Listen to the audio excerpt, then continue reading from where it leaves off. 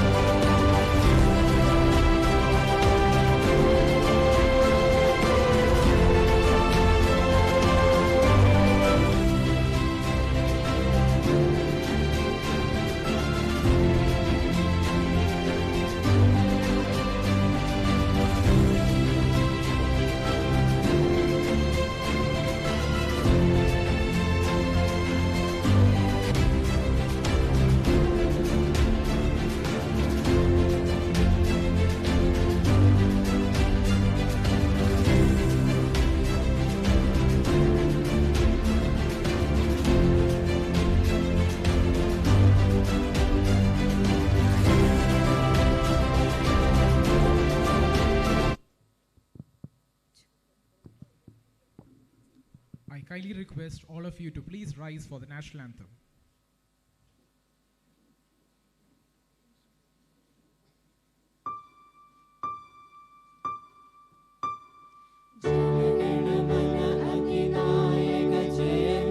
भारत भाग्य विधाता Punjab Sindhu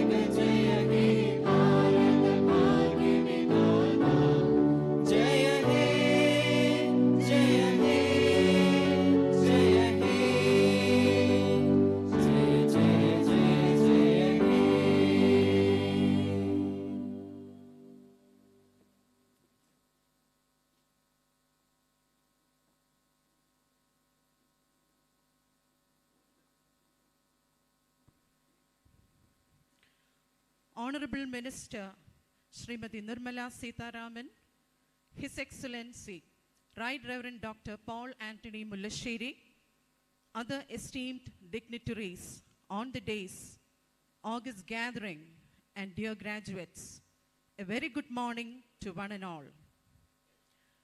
This is a moment of joy and pride for the entire Fatima family as our students step out of the campus as graduates, endowed with the qualities this institution has instilled in them, equipping them to be responsible citizens as envisioned by our saintly founder, servant of God, Bishop Jerome M. Fernandez.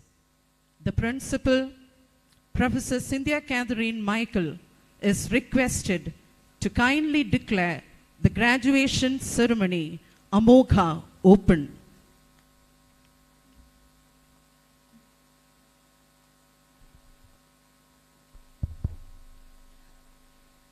With your permission, I formally declare the graduation ceremony open.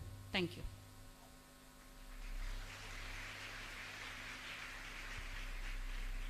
The words of the great saint poet Thiruvalluvar, as inscribed in his classic text Tirukkural, a treasure house of wise sayings, read thus: Let a man learn thoroughly whatever he may learn, think deeply, act wisely, and let his conduct be worthy of his learning. Learning is excellence of wealth that no one can destroy. To man, nothing else affords reality of joy. Let us listen to a musical rendering of these couplets by our first PG physics student, Gokul Sunil.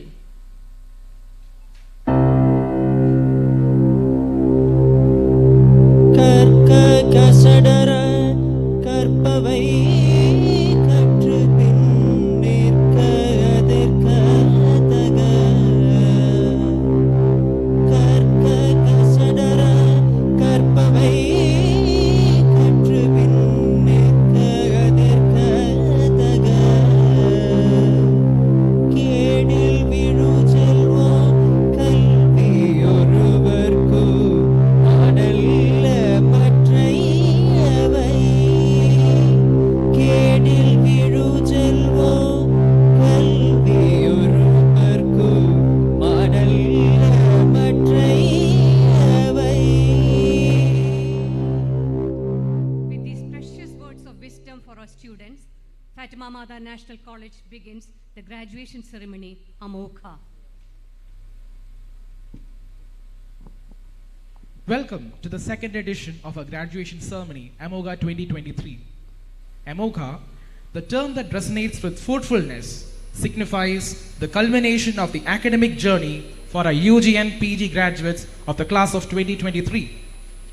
Established in 1951, Fatima Mada National College has grown to become a symbol of quality education and holistic development. The inception of our college can be traced back to the visionary efforts of the late bishop, the servant of God, Bishop Jerome M. Fernandez. For the past 7 decades, Fatima Mada National College has remained a beacon and is still a beacon of light illuminating the path for generations forward. So, let us begin Amogha, the celebration of fruitfulness, by invoking the blessings of our heavenly patroness, Our Lady of Fatima. I request all of you to please rise.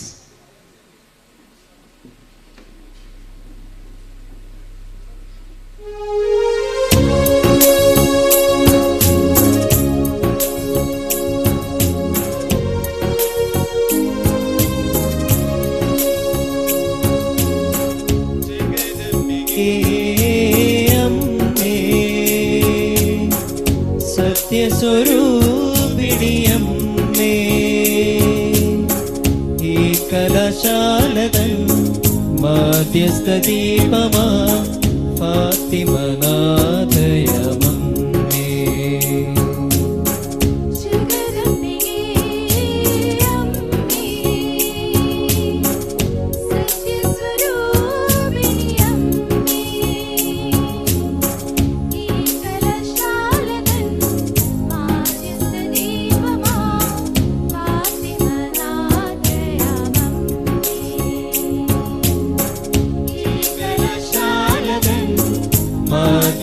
ദീപമാ ഫാത്തിമനാഥയമമ്മേ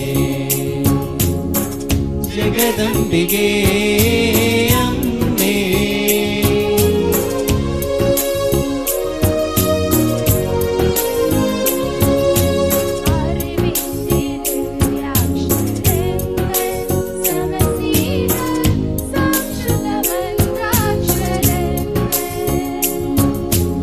അറിവിന്റെ ദിവ്യാക്ഷരങ്ങൾ സമസ്നേഹ സംശുദ്ധ മന്ത്രാക്ഷരങ്ങൾ മനസ്സിന്റെ നാവിൽ നീ എഴുതൂ മനസ്സിന്റെ നാവിൽ നീ എഴുതൂ മനസ്സിന്റെ ആവിൽ നീ എഴുതൂ ഞങ്ങൾ തൻ ആത്മാവബോധത്തിനെന്നും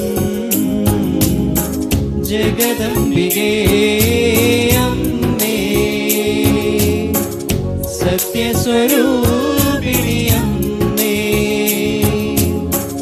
ഈ കലാശാലതൻ മാധ്യസ്ഥ ദീപമാ ഫാത്തിമനാഥയമമ്മേ ഈ കലാശാലതൻ മാധ്യസ്ഥ ദീപമാ ഫാത്തിമനാഥയമമ്മേ ഫാത്തിമനാഥയമമ്മേ ഫാത്തിമനാഥയമമ്മേ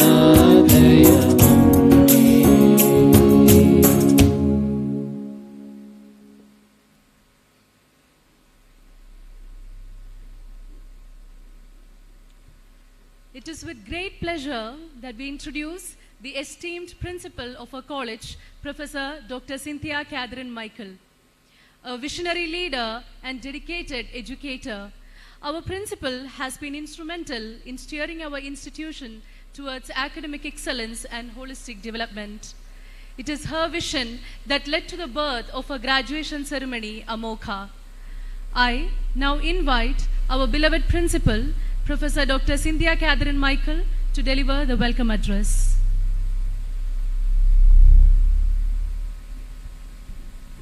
A very good morning to one and all. Honorable Minister of Finance and Corporate Affairs, Government of India, Srimati Nirmala Sitharam, His Excellency Bishop of Kollam, Right Reverend Paul Anthony Mullasheri, Special Representative of Government of Kerala at New Delhi, Professor K.V. Thomas, Member of Parliament Kollam, Mr. N.K. Premachandran, Vice Chancellor, University of Kerala, Professor Dr. Mohanan, respected manager of our college, Reverend Dr. Abhilash Gregory, Controller of Exams, Mr. Christy Clement, General Convener of Amogha II Graduation Ceremony, Dr. Saju, respected fathers, former principals and professors, well-wishers of our college, faculty members, staff, graduates, family members and friends. Welcome to our function. Established in 1951, Fatima Mother National College has grown to become a symbol of quality education and holistic development. The inception of our college can be traced back to the visionary efforts of the late Bishop, the servant of God, Jerome M. Fernandez. His Eminence envisioned a premier educational institution that would cater to the intellectual and moral development of students belonging to the backward community, fostering a sense of social responsibility. His sense of social responsibility for all is evident in adding the word national to the name of the college. With this noble vision, the college was founded in 1951 and now stands as a testament to the power of education to transform lives and communities.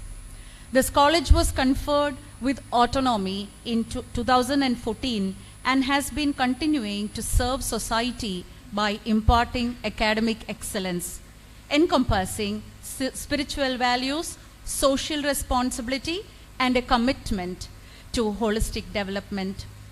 Now, as it continues to evolve and adapt to the changing times, Fatima Mother National College remains a beacon of light, illuminating the path for generations to come. We have many illustrious alumni who have done us proud. Mr. N.K. Premachandran Sir, MP of Kollam, who is with us today, is one among the great. We have Bharat Suresh Gobi, Bharat Balachandra Menon, Olympian Suresh Babu, Christy Fernandez IAS, who was secretary to former President Srimati Pratibha Patel, former editor-in-chief of the Indian edition of Reader's Digest, Mr. Mohan Shivanand, former chief secretary Dr. K.M. Abraham, late Achani Ravi, film producer of many national award-winning movies, Rajan Pillai, cashew exporter and former Britannia CEO are many or a few among the great number that we have. This day marks a special occasion in the history of our college. It is a day of celebration, a day to recognize the hard work, dedication and achievements of our graduates. As we gather here today, we acknowledge that our greatest accomplishment lies right in front of us in the form of each and every one of you. You make us proud and we feel accomplished to have educated and prepared you as responsible citizens of the 21st century. Special congratulations to the toppers of all classes. Their achievements are a testament to our commitment to academic excellence and our dedication to producing outstanding graduates. Today, we honor and celebrate the graduating class of 2023 who have demonstrated exceptional skills, knowledge, and a deep commitment to their academic pursuits. Our dear graduates, I offer my heartfelt congratulations on this special day. Your hard work, determination, and perseverance have paid off, and you have earned your degrees. As you leave Fatima College and embark on the next phase of your journey, I exhort you to embrace new challenges and meet them with strength and courage. Be the change you want to see in the world, and always strive to make a difference in the life of others. As you move forward, please know that you will always be part of the Fatima family and be proud of the fact that you are a Fatimite. Let me move on to the pleasant duty of welcoming all. We place our heartfelt gratitude to our chief guest, Srimati Nirmala Sitharaman, for having accepted our invite to grace the graduation ceremony. Business Forbes magazine has released its annual list of the world's most powerful women, and it features 4 Indians. They have not only shattered glass ceilings but also etched their names on the global stage, showcasing the diverse and influential voices emerging from India. We are proud to have the first among them, none other than our Minister of Finance and Corporate Affairs. Madam Nirmala Sitharaman occupies the pride of place. Congratulations, ma'am, and welcome to this ceremony.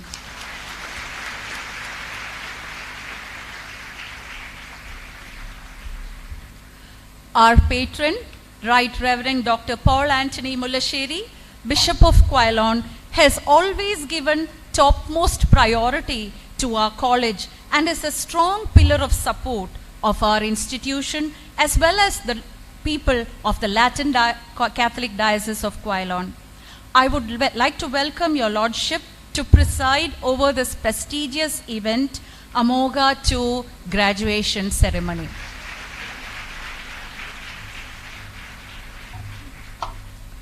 No words can express our gratitude to Professor K.V. Thomas. Right from the time when we envisaged this function to going to Delhi to invite Srimati Nirmala Sitharaman, up till this moment, Sir was with Fatima. Heartfelt gratitude and a warm welcome to the Special Representative of Government of Kerala at New Delhi, Professor K.V. Thomas.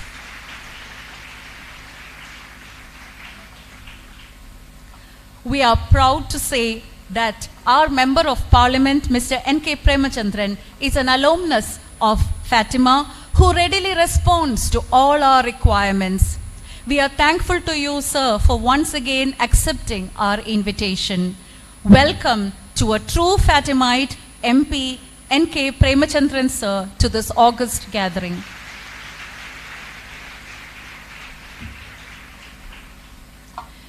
We are happy to have with us Professor Dr. Mohanan Kunnumal, Vice Chancellor of the University of Kerala, on the occasion of the graduation ceremony. Fatima Mother National College, being an autonomous institution affiliated to Kerala University, the presence of the VC of our parent university is a great recognition for us. Thank you, sir, for having accepted our invitation and gracing this occasion.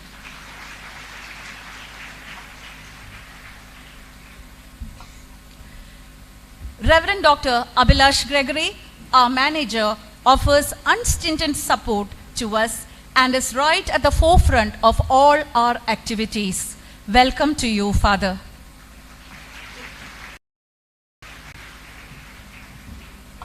The officer of the Controller of Exams is the pivot of the autonomous institution and is headed by the Controller of Examination.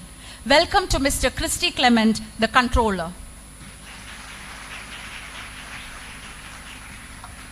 Reverend Fathers, former principals and professors, staff members, graduates, family members, friends, IQAC team, it is my utmost pleasure to welcome you all to Amogha II graduation ceremony of Fatima Mother National College Autonomous. Thank you.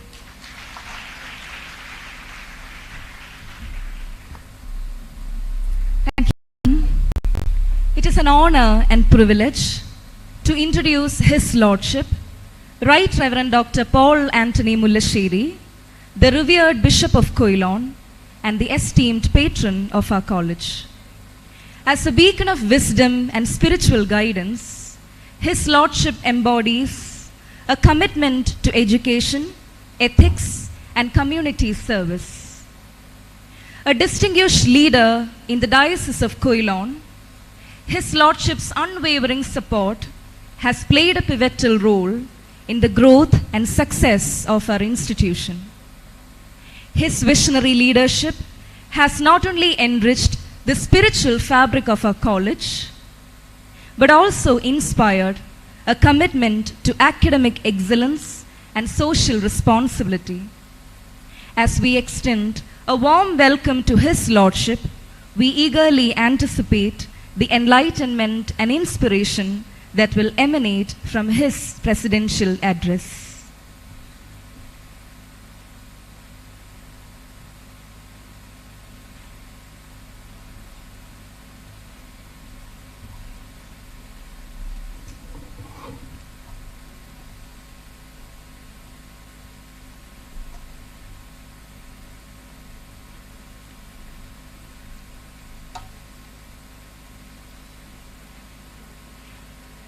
Honorable Minister of Finance and Minister of Corporate Affairs of the Government of India, Srimati Nirmala Sitharam, Professor K.V. Thomas, the Special Representative of Government of Kerala at New Delhi, Professor Dr.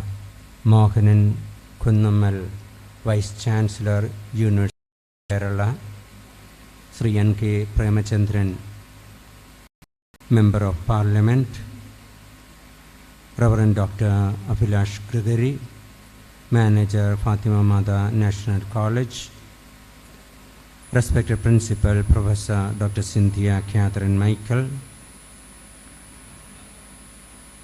Dr. Christy, Reverend Fathers, former principals, management board members, teaching and non-teaching staff of Fatima, former professors, former students, dear parents, distinguished guests, and stars of the day, dear graduates. I am glad to greet you at this solemn function. This environment is perfumed by the aroma of joy. The joy we have is the result of your hard work. Congratulations, dear students. Even though the official welcome is over, I happily take this opportunity to welcome once again Srimati Nirmala Sitaram for honoring us, not only this institution, but our diocese in the city of Kollam with your gracious presence. Thank you.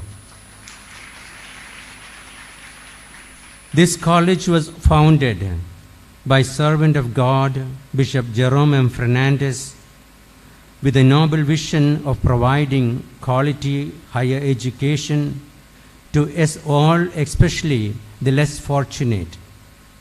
We have been striving hard to fulfill this dream of the founding patron. Our college attempts to achieve excellence in higher education and foster love of motherland in all its students. Our motto is Per Matrem Pro Patria, through the Mother Mary, for the motherland, helping all the students to develop integrity of character, patriotism, love of neighbor, and especially love and concern for the underprivileged. The institutional endeavor is to encourage a spirit of selfless service and to cultivate respect for all fellow creatures. Attractive policy that results in paper, but a beautiful practice that each and every student of this college enjoys. I should thank the college staff for sustaining the principle of inclusivity. Due to this, many students from Kollam and other districts of Kerala were able to dream high and were able to spread their wings to the horizon of knowledge and reach very high, prestigious positions to serve the people. My dear students, today I would like to share with you the teaching of Pope Francis about education. According to him, education is an act of love and an act of hope. Education is an act of love because it generates life in its multidimensionality. It removes people from the self-centeredness. It helps them to enter into confidence with their interiority. It puts potential into action.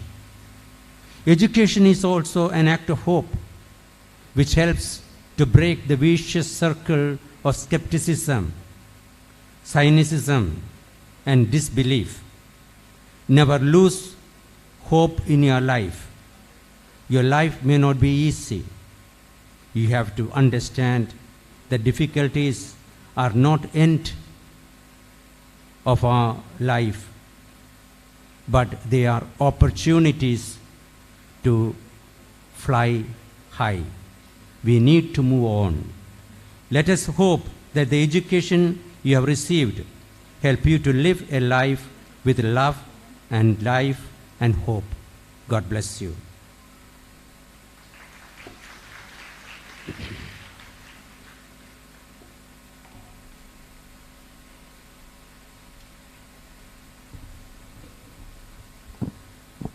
Thank you, Your Lordship, for the enlightening and inspiring address.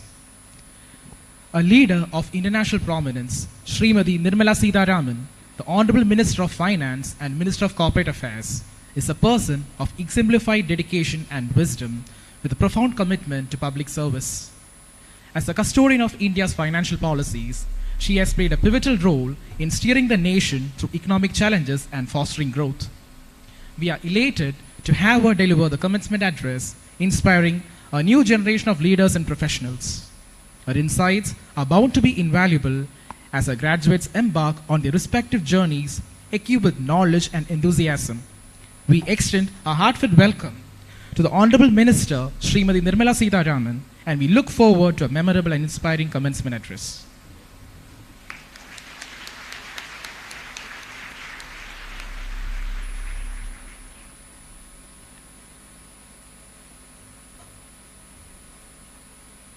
Good morning to all of you all.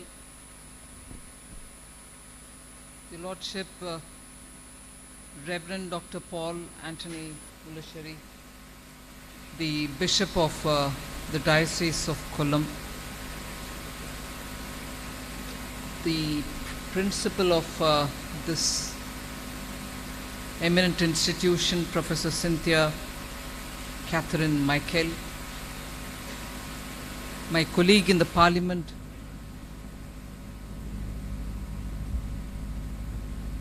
very respected Member of Parliament of Kollam, N.K. Premachandran, the Vice Chancellor of University of Kerala, Dr. Mohanan, the manager of this eminent institution, Dr. Abhilash Gregory,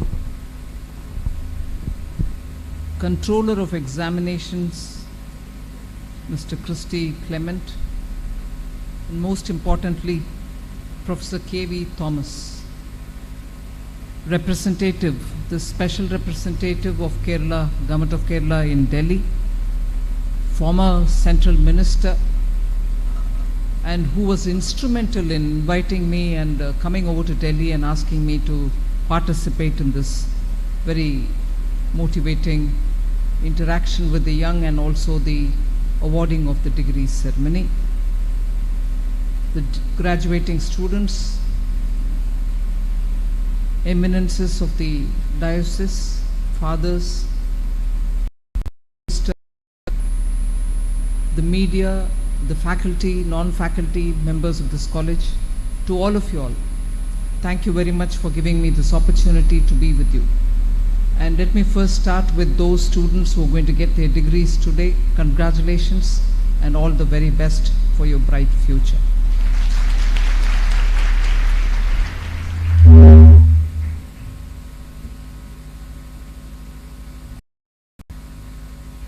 Graduation day is always a very significant day in a student's life, especially when you're coming out of a very eminent institution such as Fatima National College. The best thing about this institution, as I understand it, it has blended education, the thought, education as a service, together with the virtues of education and being patriotic to the nation. It is such an ideal and possibly the best combination which an institution can offer to its students. And in that respect, you can see that the most eminent students coming out of this institution are representing our society in institutions such as the Parliament. They are the lawmakers for the country. They are rooted in the ground. They are molded by education institutions such as this.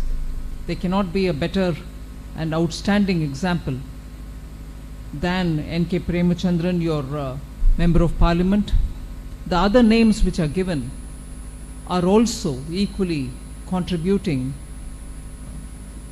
to the society, as was read out by the principal, about students who are now representing different walks of life, but essentially molded from this institution.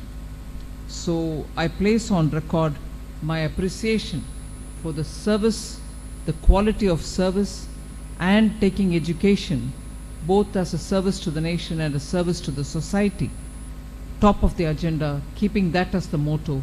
So my appreciations to this great institution.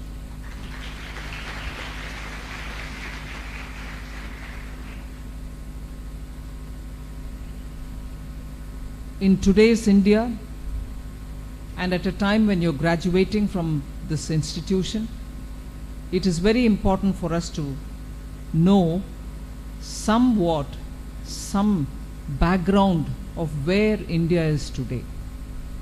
After quite a few decades of trying and building the foundation, which is very essential, we have started building our economy in various different ways after it was opened up in 1991. The strength of the economy derives from the contribution that each citizen makes. For that, effective policy making, global situation which also assists us in our growth, are all factors. But today, after 3 to 4 years of global major uncertainties, be it a global pandemic not seen in 100 years, COVID that we had in 2020, which completely destabilized the entire world. Some countries were affected early, some countries were affected subsequently, and a few countries were left to be affected subsequently much later than most others. But affected all were. There weren't 1 or 2 countries which were not affected by it. So what it is, so what if it is affected? It brought the normal life of all of us to a complete halt. Economies had nothing to contribute. Economies had nothing to gain. On the contrary, they lost.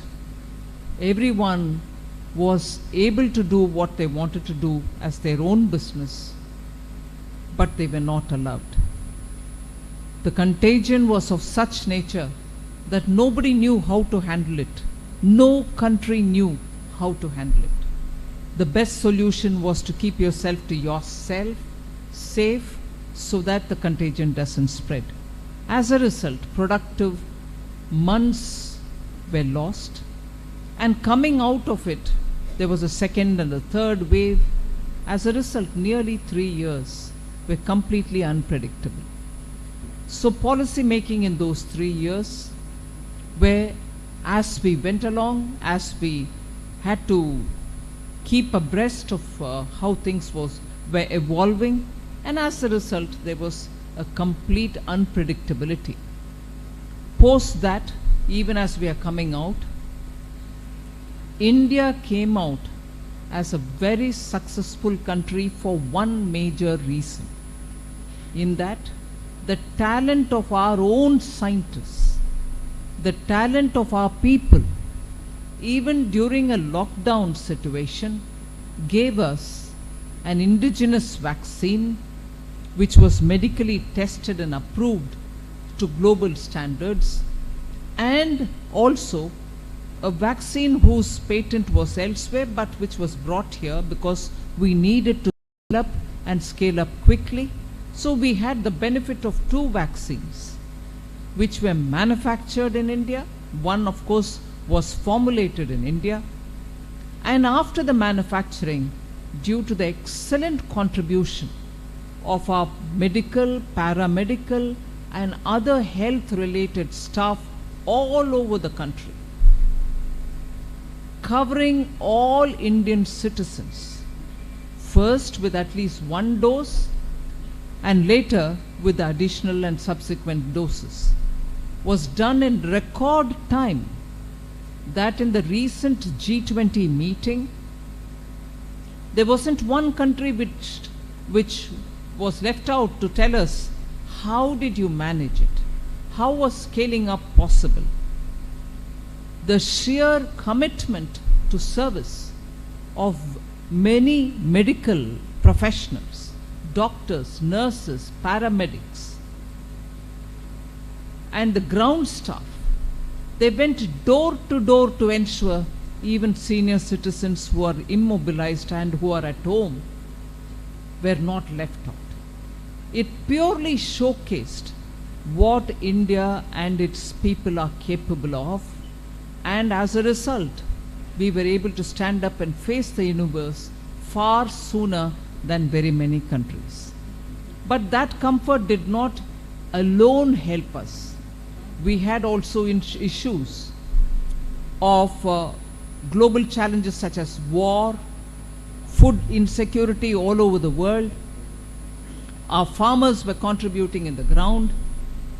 We had to pump in such reform steps so that our youth are not left without hope. It is our youth who are now revving to take India to the next stage. And the next stage is the stage where you should not look at the past challenges. You should not look at the past scarcities. You should look at the future opportunities. You should look at the future challenges and build an India for future prosperity and well-being of all our citizens. And that is why this goal that by 2047 we should all dedicate ourselves to build a developed India. And I say developed India before young people who were born well after the days of the shortcomings, the shortfalls, the shortages. We had to wait in queues to get a phone connection at home. I'm sure your parents would vouch for what I'm saying. It was an India where we had to wait for gas allocation, cooking gas cylinder allocation for years. It was an India where even to build one additional room to your house, you needed to wait for cement to be available for you at some reasonable price. So you had to wait for even what is now taken for granted as basic essentials. But it has become possible because of the kind of effort successive governments have made, some more successfully and some less successfully. But you are fortunate to have been born in an India where opportunities are there for you, and it is for you to also think in terms of your own skills. Your eminent institution, Fatima National College, builds you with such skills where you know what you've learned in the college, information being the best thing that you can access today because of technology, and with that information you know how to take forward your ambitions. Some of you may want to go for higher studies. Some others would want to do some innovative new enterprise which will be meeting with all those dreams that you have. And some others of you would also want to see how best you can serve the society in any other capacity.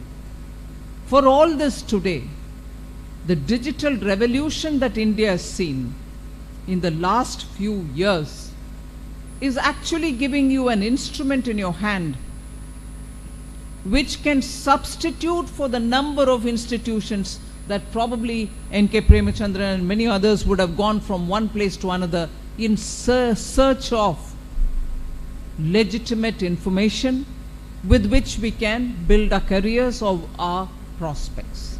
Today everything is there in your phone. You don't have to run between one institution to another, one library to another, one information center to another. It's all there in your hand. I would appeal to each one of you to effectively use this flood of information which reaches your hand. It's a skill to effectively filter out those information that you may want, information that will be useful to you, from that flood, because we are pounded with data, pounded with information every moment. But not all of them are useful. Not all of them are credible. Not all of them are reliable information. You should have that skill in you to make sure that what is relevant, what is legitimate, and what is reliable is able to be taken out and used for your future. Neither should you benefit from these churning of data which comes out, some of which are not really credible. Nor should you contribute to that because you want to be a constructive member of the society rather than be irresponsible in taking information unknowingly, I would imagine, and churning it out thinking that that's the best. Discretion, it is said, because this is a very famous saying, discretion is the better value of valor. You may be very valorous, you may be brave, you want to confront the society, you want to go forward, you want to take everything being up at the front and center, but you have to be using your sense of discretion, which is good, which is bad, which is genuine, which is not, which is, using your parlance today, which is fake and which is genuine, which is reliable. You have to be a positive and constructive contributor to the society. By sheer lack of discretion, if you contribute to some negativity, if you contribute to something which is not genuine, leave aside contributing to the society, you might be hurting the society. You do not want to do that. Similarly, in your pursuit for a higher education, don't just go by what is needed by the market today. Please again use your discretion. Consult your elders, your principal, elders in the institution, your parents, to make sure where your aptitude lies. We know of very many children, students, who get into the field because they saw a few of their friends do it. But for all that, you may not be aptitudinally suitable for that route. It's for you to see which is your best fit. So don't just blindly rush into a field which, because some people have gone in, you also want to go in. May not help you at all and can scar you for your life because of a quick, hasty decision. So at this stage, I wouldn't want to keep giving you homilies or advice, but I would say certainly that India is at a cusp of change.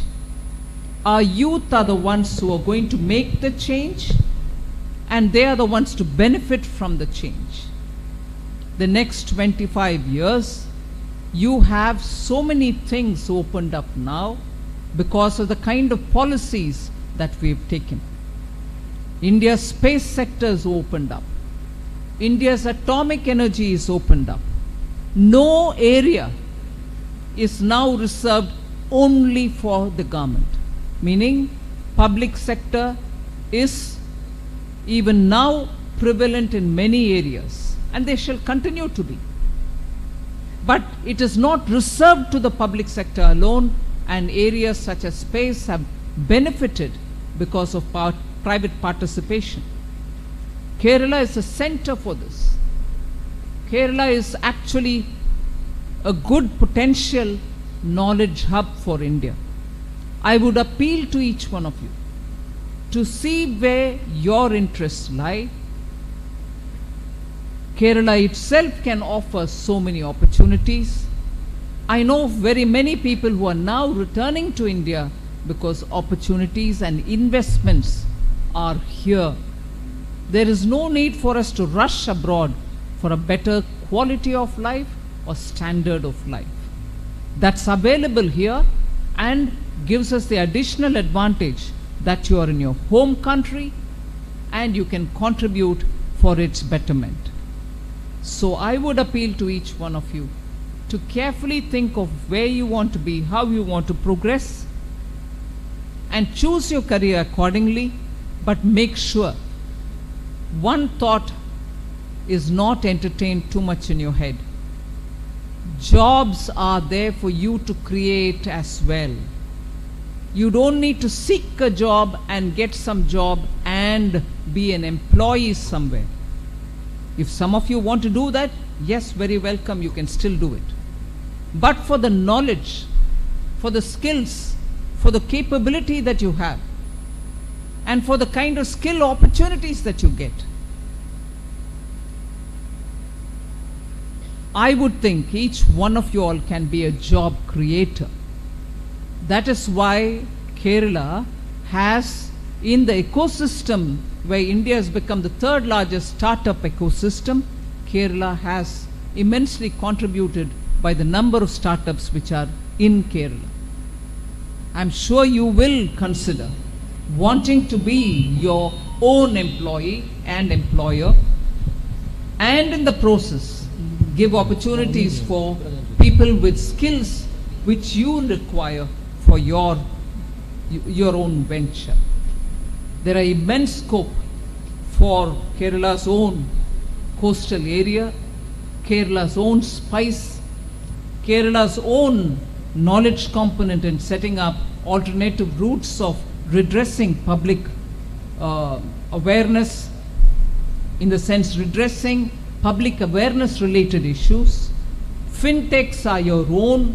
You're contributing immensely towards India's fintech industry. So with all these opportunities and with an institution from where you're getting qualified today, I think India 2047 is in your hands to build, and the Prime Minister's vision that all our young should live in a better India, in an India about which all of us can be proud of. That is 2047, developed India, Vikasit Bharat. I appeal to you all to contribute to it as much as benefit from it. Thank you very much for giving me this opportunity.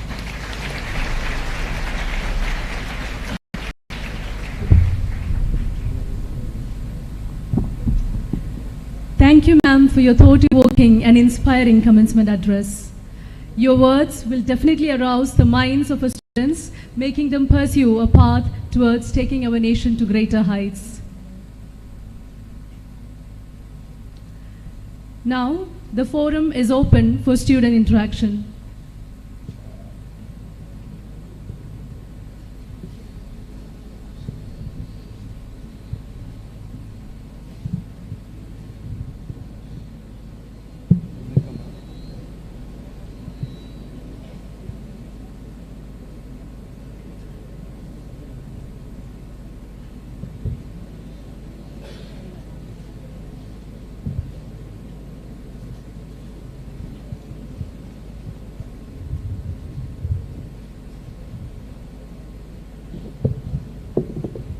A warm welcome to respected Nirmala Sitharaman ma'am, to Fatima Mother National College. I'm Anulakshmi MS. I completed my post-graduation in English Language and Literature from Fatima. You have been an inspiration to all of us, ma'am. Congratulations on being selected as the most powerful women in India. So on this momentous occasion at Fatima, what's the message that you have for us girls of tomorrow, women of tomorrow?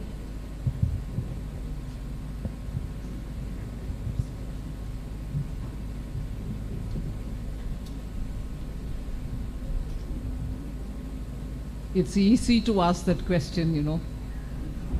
Very difficult to answer that. Because I suppose each one of you all have your own frame of mind, and also wanting to take a course which is your dream. So it may not be appropriate for me to say do this and don't do something else. But simply one thing is true. No one of us is less. Each one of us have something in ourselves, even as we are born. Belief in yourself is the best thing. But yet, even with that belief, I would think you should accommodate a thought, especially coming from an institution like this, that beyond us there is a cosmic power. You may call him or her anything. You should know how to take things as they come to you, but each time want to move further so that you're not disappointed if there is a disappointment, or you're not let down by the disappointment thinking you're unworthy, thinking that you're unfit. You're not. But each one such challenge is a challenge to draw the better out of you. So one, believe in yourself. And two, if providentially things happen the way it happened, you should not be disappointed. You should just move away from it and do something even better. So that's the thing which will keep you going. And if you don't have the second thing that I told you, that there is a providential scheme of things, and you need to have that courage to be able to admit that beyond what you have, you can also have challenges, but be able to move from that challenge to the next option, where again your best thing will be done by you. So I would think these two things are very important for you to be keeping yourself together and moving forward.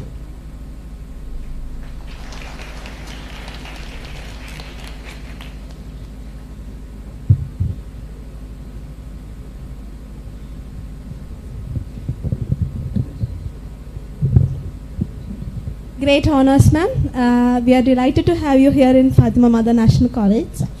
My name is Aparna B.A. I did my post-graduation in chemistry. So could you tell us about your student stay and how your education has helped you where you find yourself now? Absolutely. It's my education. It is the kind of institutions in which I've grown that gives me the confidence. Please sit down. In the growing years, when you are in the right kind of institution, which keeps your motivation high, which challenges you to bring the best out of you in making you participate in competitions or telling you how best you can mold yourself, it is there that you get a belief in what you are. It is there that the right virtues come into you, and therefore I would think education institutions have played immensely in my life, and I'm grateful for that.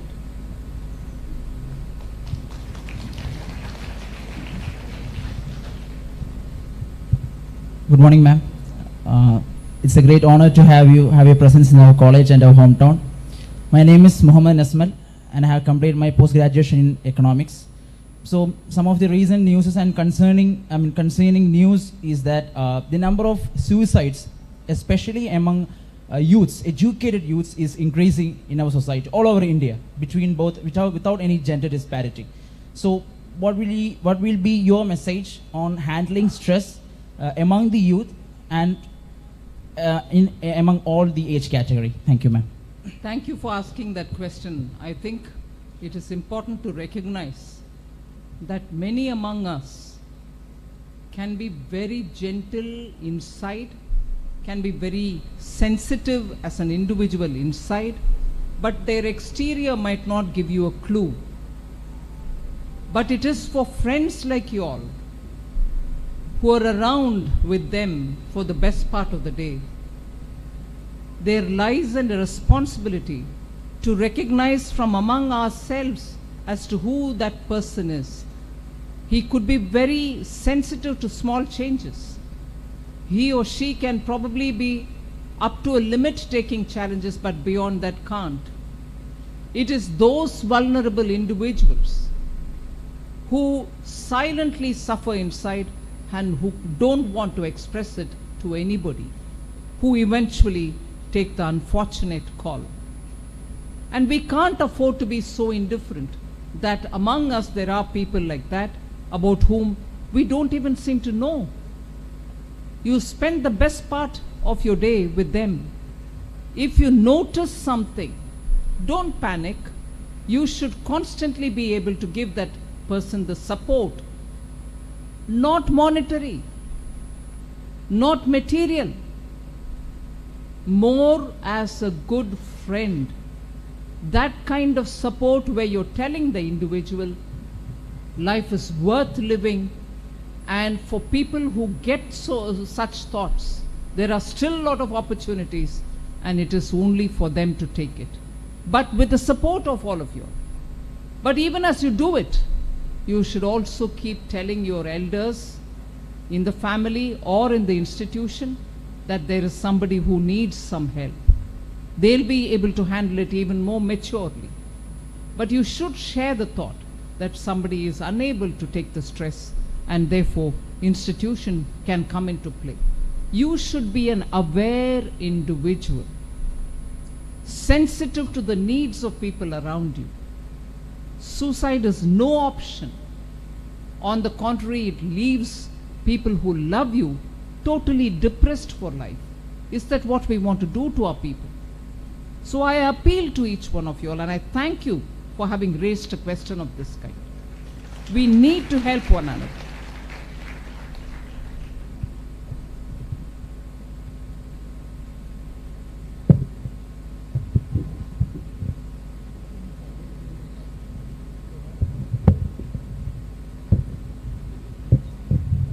Good morning, ma'am. I'm Anna Felsi, and I did my BA in English Literature. So, ma'am, I'm a family of 4. We are a family of 4, and I've often seen my mom and dad stress about managing the finances of our small family. So, ma'am, my question to you is, how do you manage to take care of the finances of such a vast nation of around 150 crores of people?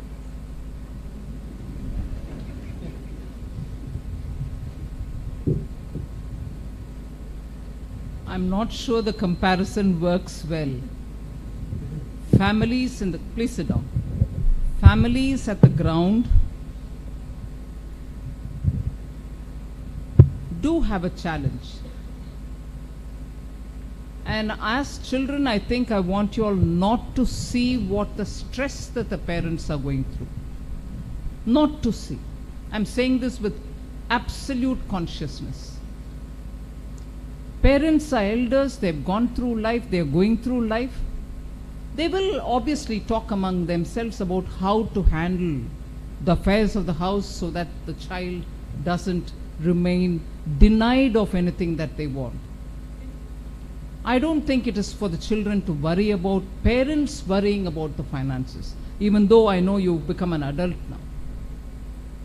However, keep that at the back of your mind and see where you can help. And what I might say now may not be very popular, may not be very acceptable to you all. It might be useful for us to reduce our own demands. I have a phone in my hand. It is important because communication is essential, and I can make do with it. It need not be an Apple phone. It need not be that phone with the latest features in it, and therefore, to that extent, that sensitivity you're showing can help if we contain our desires and leave the parents to take a call in the larger interest of the household. Similarly, some of us would want to ride the best motorbikes in the town. I want to go in this motorbike to my college. That can wait, maybe. And therefore, to that extent, relieve the parent of the stress. So with these two examples, I'd like to tell you, managing finances is about managing priorities. If you're able to see the most deserving of members of society, the poor, who need something to be given, my priority would be to first attend to those needs. So it is the question of prioritizing where the money should go and for what purpose it goes, and is it going efficiently? Are there pilferages? Can I manage that safely? And then come to the next scheme of priorities in which I can disburse what I earn. But more importantly for a government and for a finance minister is also to make sure efficient collection of revenue not allow money to, get pilfered. People who need to pay their taxes will have to pay. And if there are newer ways in which I can generate resources without burdening the citizen, I need to do that as well. I hope I've answered your question. Last question.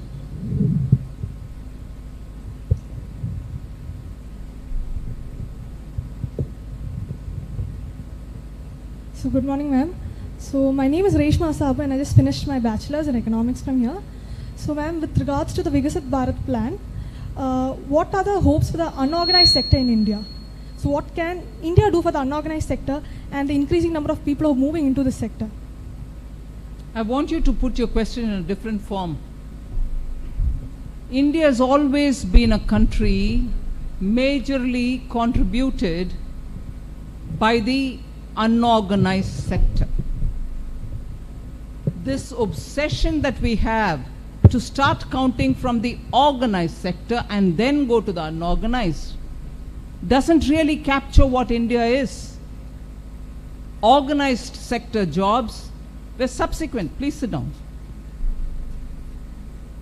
And data collection for the organized sector is possibly very easy as well. India, for centuries, has been built by unorganized sectors, small activities, small entrepreneurs, and they are very localized. They don't scale up. They don't become uniform all over the country. They met the local economy's demands. And even with that feature, even by 15th, 16th century, India was a global economic power. I'm not saying it, it's not a fancy thought. There are enough and more studies which show that.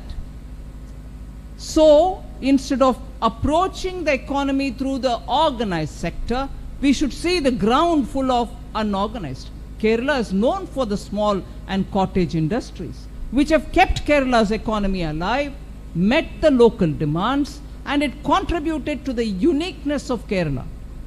And so are the small industries all over the country. So our approach, I would think, will have to be through the unorganized sector and the policy assistance that we can extend to them, and also making sure that policy and credit availability for their betterment is always kept on focus. Of course, the formal sector will be taken care of also. I wouldn't mind if the administration and the principal will allow me. There was one other girl who stood up first. The mic went to the second person who stood up later. Can we have her asking the question?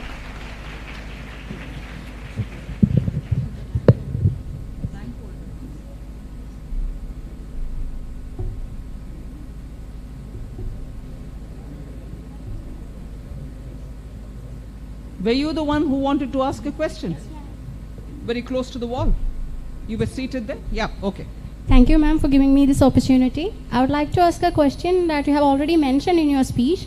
There is a rising tendency among Indian youth to go abroad for better opportunities, and I personally believe that India is a country which has bested everything. So how can we convince this youth that there is no need to go abroad, that India is best in everything, and you can find good, great job opportunities as well as education here? Let me recast the way in which I said it. I'm not against somebody who wants to go abroad because they want it. But I also will appeal to them saying, go, do what you want, study or work or whatever, but do come back to our country. It has immense opportunities.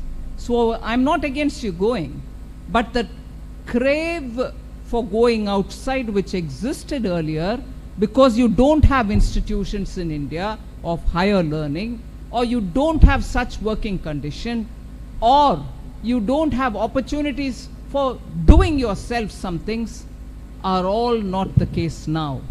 The craving for going abroad, if on these reasons you want to go abroad, think again. Those opportunities are available here, but if you want, you can still go abroad. But don't think India doesn't offer you anything, and please, therefore, consider to come back and serve our nation.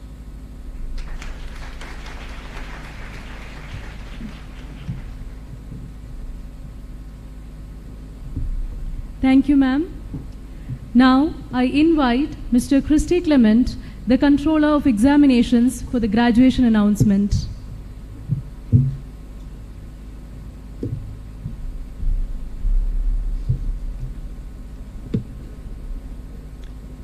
Honorable Minister of Finance and of Corporate Affairs, Government of India, Srimati Nirmala Sitharaman, His Excellency Bishop of Kollam, Right Reverend Dr. Paul Anthony Mullasheri, Special Representative of the Government of Kerala at New Delhi, Professor K.V. Thomas, Member of Parliament, Kollam, Mr. N.K. Premachandran, Vice Chancellor, University of Kerala, Professor Dr. Mohanan Kundumel, respected Manager of our college, Reverend Dr. Abhilash Girigiri, Principal, Dr. Cynthia Catherine Michael, former principals and professors, Reverend fathers and sisters, dear guests, proud parents, and above all, our exceptional graduates. I am immensely honored to announce the graduation ceremony. Today stands as a testament to triumph, a celebration of the relentless effort, commitment, and numerous accomplishments of the extraordinary individuals gathered here. It's truly an honor to be present, witnessing the culmination of years marked by hard work and determination. To our graduates, you embody success, and your presence instills in us a profound sense of pride. Today signifies not just the conclusion of an academic journey, but the commencement of a new chapter brimming with boundless possibilities. Graduates, as you progress, carry with you the lessons, friendships, and cherished memories from your time here. Approach the future with open hearts and minds, acknowledging your potential to make a positive impact on the world. May the paths ahead be as radiant and promising as the immense potential we see in each and every one of you. Well done, and may the exciting journey that lies ahead be filled with success and fulfillment. Thank you.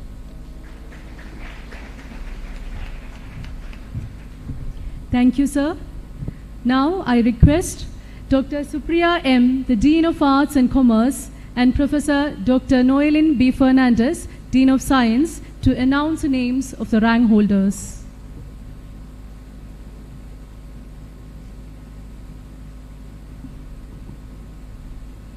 We move on to the high point of today's ceremony, honoring our UG and PG graduates. This is a day, as teachers, we feel proud and gratified that our students, after the successful completion of their studies, are all set to scale new heights. A day of fulfillment as the concerted efforts of the teachers and students, with the steady support offered by the parents, have borne fruits. May I now request Honorable Minister Srimati Nirmala Sitharaman to present the certificates to UG and PG rank holders. I request the dignitaries to kindly step forward to honor our students. First, UG and PG rank holders from Arts and Commerce stream. Gauri MS, BA English Language and Literature.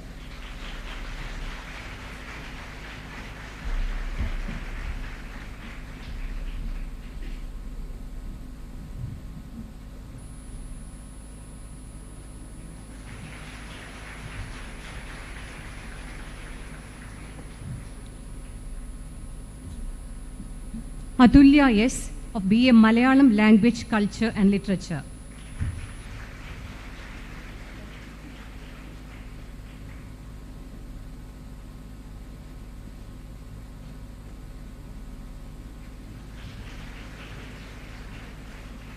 Reshma R. Sabu, BA Economics.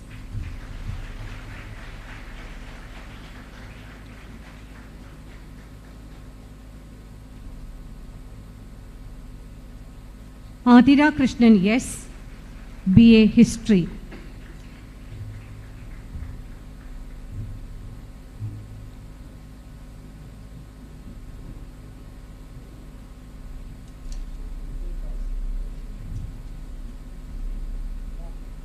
Divya Lakshmi A., BCom Finance.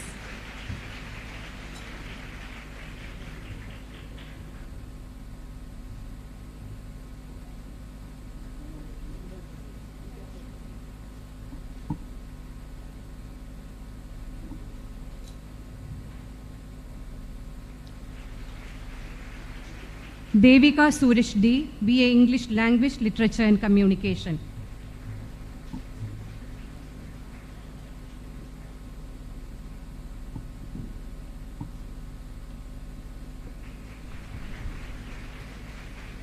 Abhirami S, BCom Cooperation.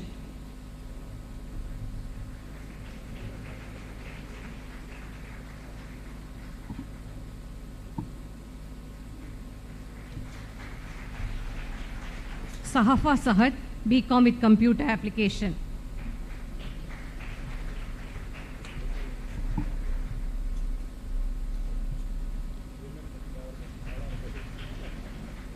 Evangeline S. Athinsha, MA English Language and Literature.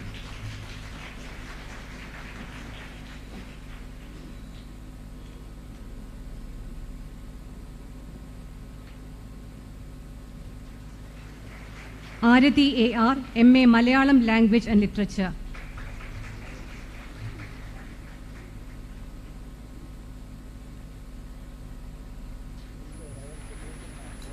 Muhammad Nesmal, MA Economics.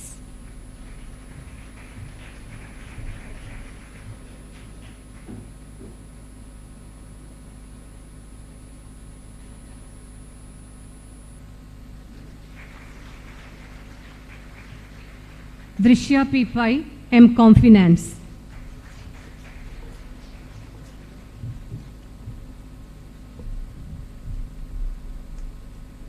Over to Dr. Noeline B. Fernandez, Dean of Science.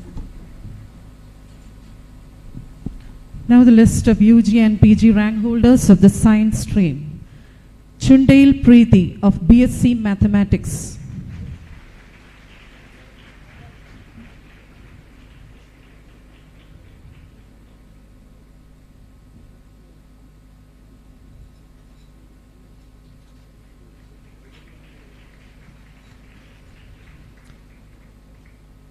Devananda JS of BSc Physics.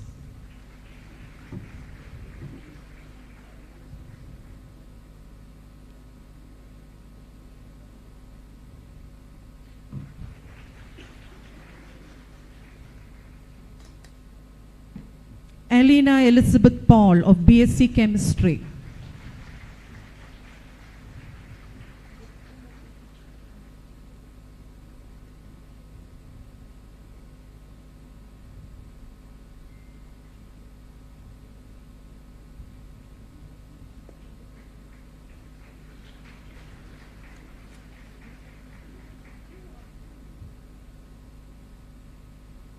Sherwin Anton of BSc Polymer Chemistry.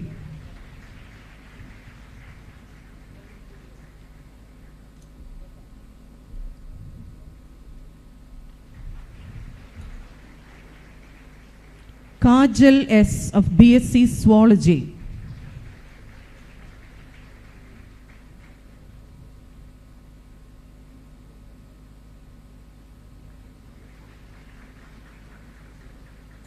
Fatima S of BSc Geology and Digital Surveying.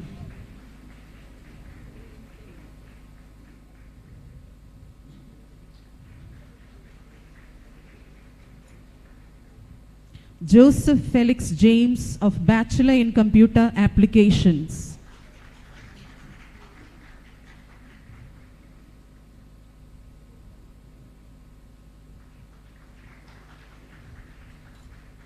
Sneha Anil of MSc Mathematics.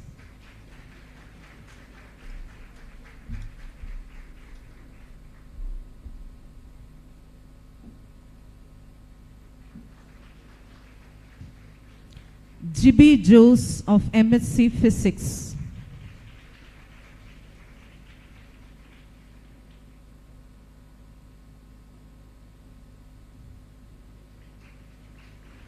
Anupama Francis of MSc Chemistry.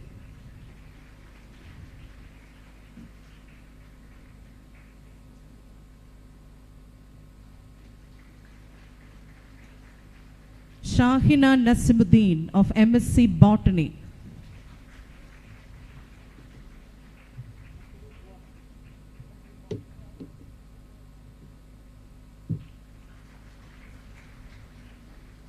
Devika Devan of MSc Zoology.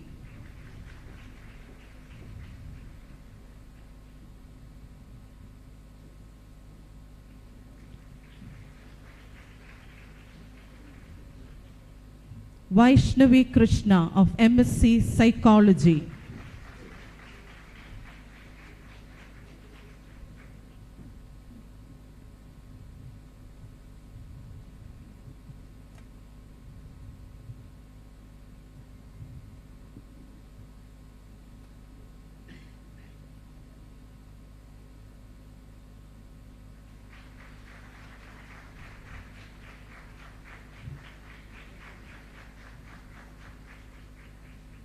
I thank the Honorable Minister and other dignitaries for honoring our rank holders. Thank you very much.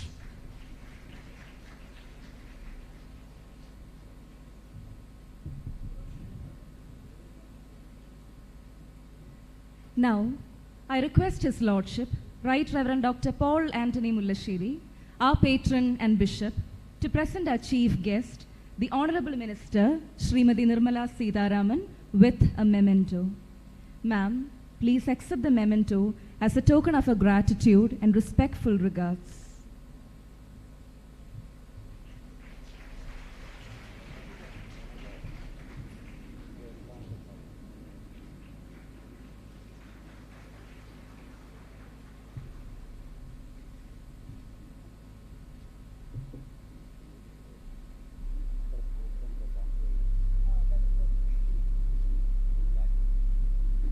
Now, I request our beloved manager, Reverend Dr. Abhilash Grigory, to hand over a gift from the management of our college as a token of love and respect to the Honorable Minister, Srimati Nirmala Sitharaman.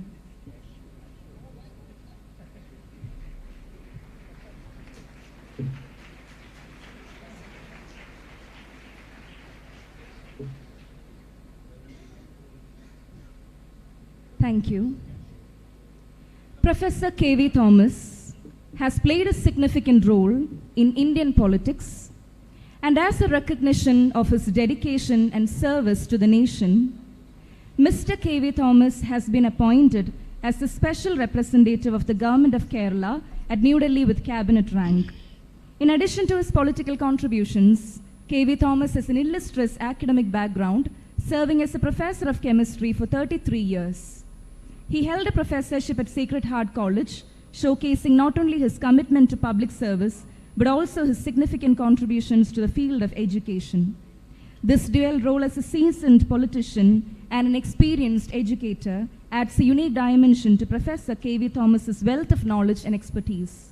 Sir, I request you to address the gathering. Honorable Finance Minister, Srimati Nirmala Sitharaman,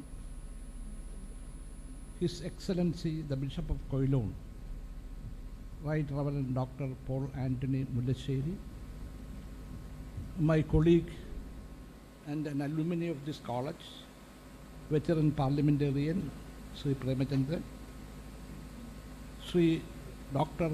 Mohanan Kunnumman, the Vice Chancellor of the Kerala University, other dignitaries on the dais, students and parents. At the outset, I express my heartfelt thanks to Srimati Nirmala Sitharaman to come to Kollam and to be with us in this Amogha II program when the Parliament is in session. And I know, as I was also in Delhi, she will be in the preparation of the next budget, which is on the background of the general election. So the responsibility is so high, but she kept her word and came over here. Madam, there is a saying in Malayalam, Kollam kandal illam venda. that if you see Kollam, you may not go back to your village or your house. Now today you have come to Kollam, we know you will go back to Delhi, but you have conquered the minds of the students of this college. Madam, Latin Catholic Church and the fisherman community has contributed much for the development of education. It is the Christian community and Catholic especially who took a decision along with the church there should be a school. Pallikudam with a Palli. And we have also contributed to the development of the nation. You know, in the space technology, we are boosting up. Recently, Rakesh Sharma, the first person who went to the space, has been with me in my village, Kumbalangi. So they have been explaining how the first experience was. But that was made a reality because the Latin Church in Trivandrum gave their church and the cemetery for this institute ISR. Similarly in Cochin, my own constituency, now the famous Cochin shipyard, which has built the first aircraft carrier, came to reality because the church gave the church building and the cemetery for that purpose. So the Catholic Church in the Latin community has always contributed for the development of the nation. You know, during the flood in Kerala, it was the fishermen of Kerala who came forward, and you also came to Trivandrum to pacify them. So my request is, the bishop has given you a memorandum for the college, for the community, and I know in the cabinet, even though the Prime Minister is leading the team, the Finance Minister is the pivotal around which every development takes place. So this memorandum for the community and the college, I think you will give due importance so that this community will be helped and the college will be helped. Madam, I am happy to be here because I was a professor of chemistry for 20 years and I was in the Secondary College, one of the oldest college in Kerala run by the CMI college, and it was a men's college. When I was a student, to see beautiful faces, we used to write to St. Teresa's College, which is nearby. But when I came here, I see beautiful girls. They are more in number than the boys. This shows the change that has taken place in our education system, and that too, you are the finance minister of the country. I had the experience to be with a large number of eminent finance ministers, say Panabda, but you have come over there and you have established yourself as one of the efficient leaders in our country. So with these words, I congratulate the management, I congratulate the students for the efficient work you have done here. Thank you very much. Thank you, sir. Now, I request His Lordship, Right Reverend Dr. Paul Anthony Mullasheri, to present Professor K.V. Thomas with a memento as a token of our heartfelt gratitude.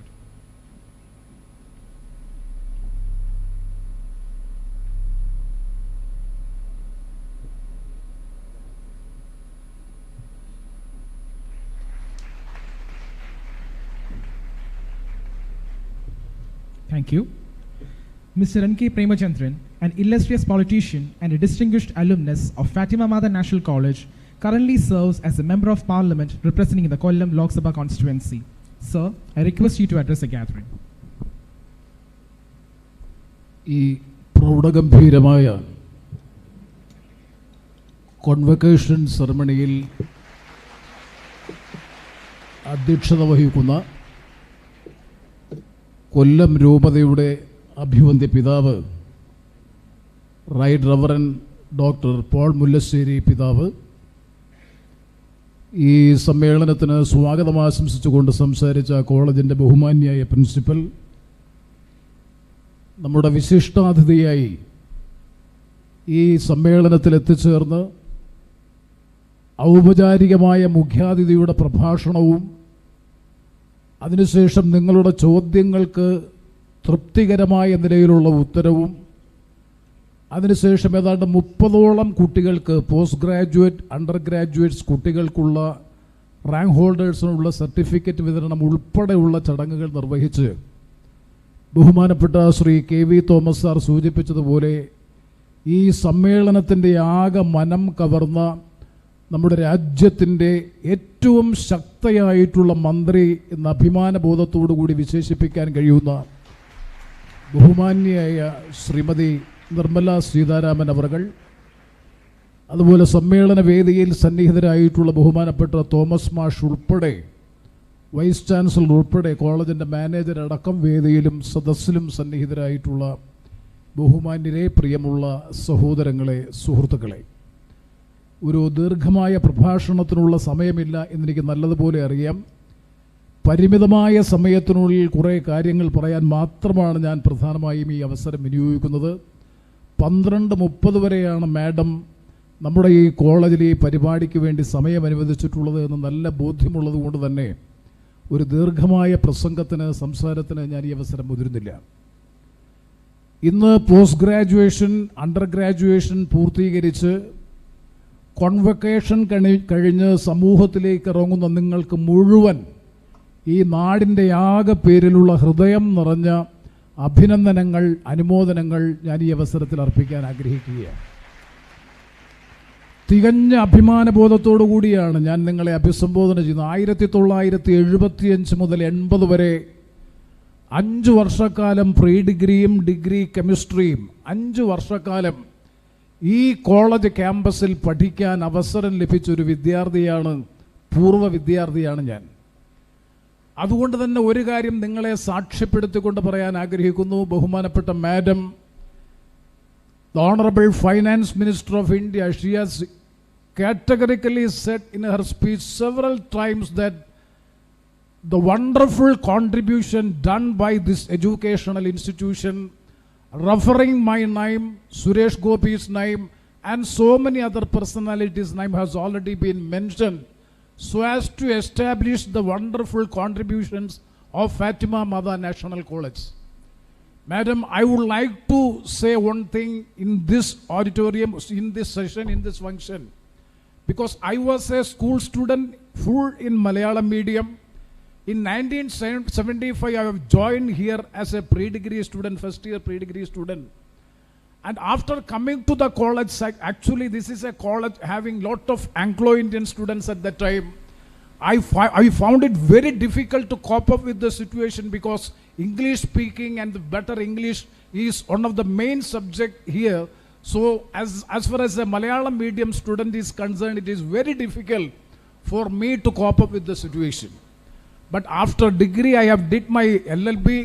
I can very well establish, or I can very well assure you, or very well I can say that now Madam is there. For the last 10 years I am working, or we are interacting with Madam in Parliament and outside Parliament.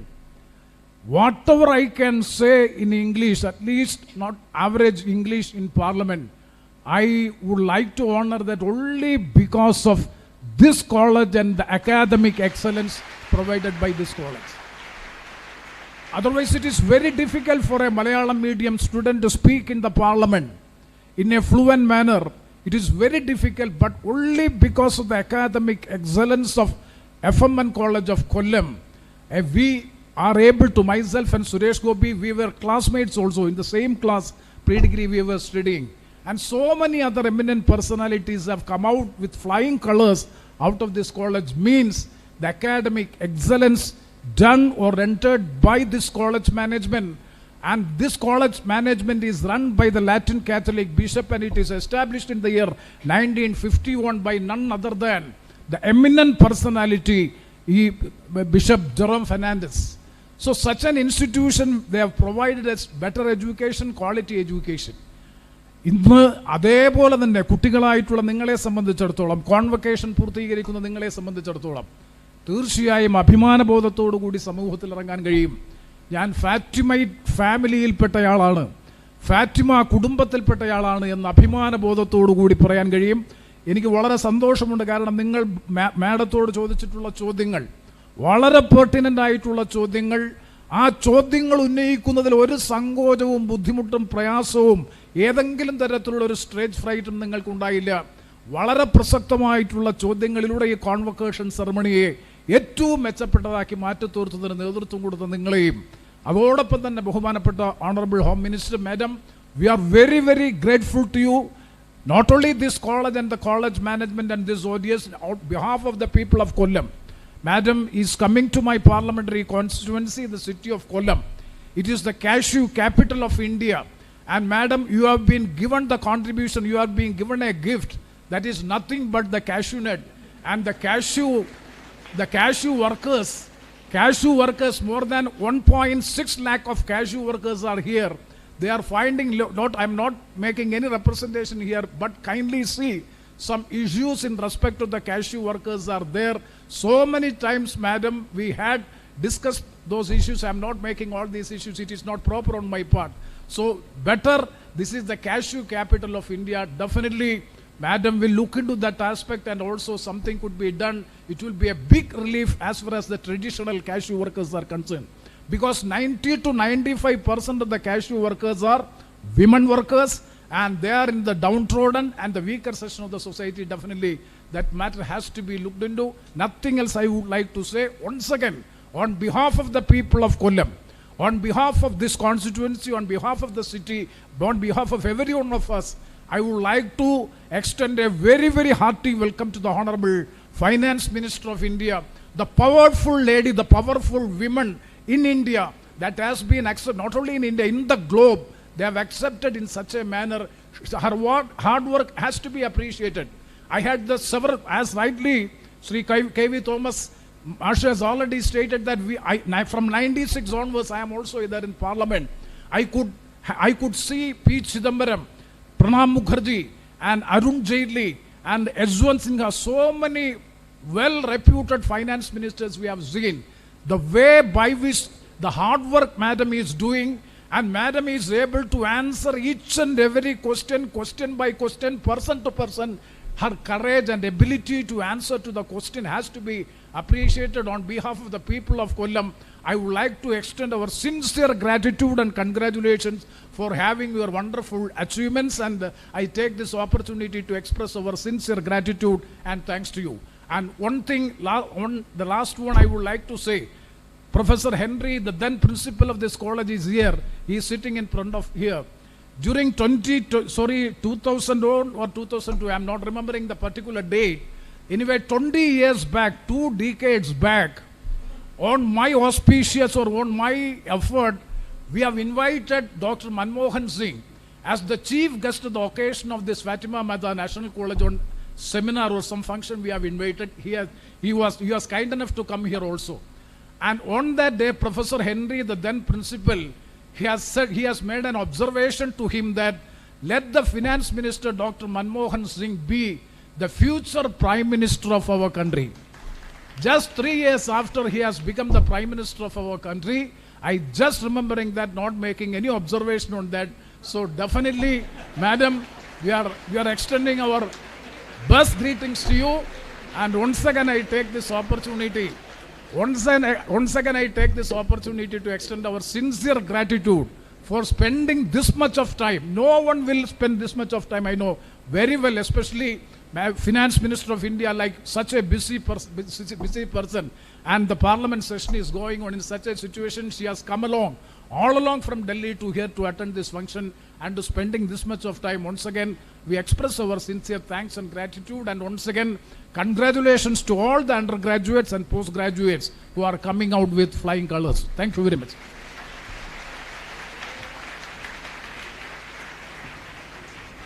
Thank you, sir. Your constant presence for the major programs of our college reinforces the statement, once a Fatimite, always a Fatimite. Now, I request His Lordship, Right Reverend Dr. Paul Anthony Mullasheri, to present Mr. N.K. Premachandran MP with a memento as a token of our heartfelt gratitude.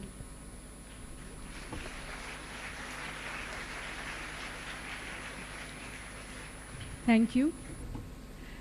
The Honorable Vice Chancellor of the University of Kerala, Professor Dr. Mohanan Kundumal, is an academician par excellence.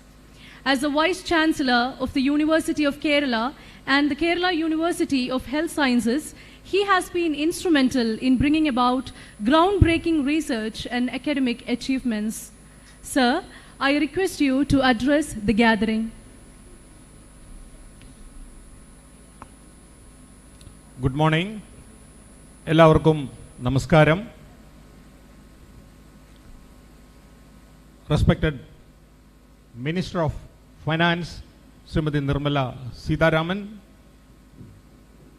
His Excellency Right Reverend Paul Anthony Mullasheri, Professor K.V. Thomas, Sri N.K. Premachandran MP, eminent dignitaries on the dais, off the dais, teachers, and my dear students. I'm extremely happy to stand before you in this Bishop Jerome Hall, which is in the name of the founder of this great institution who founded this institution 71 years ago, Bishop Jerome.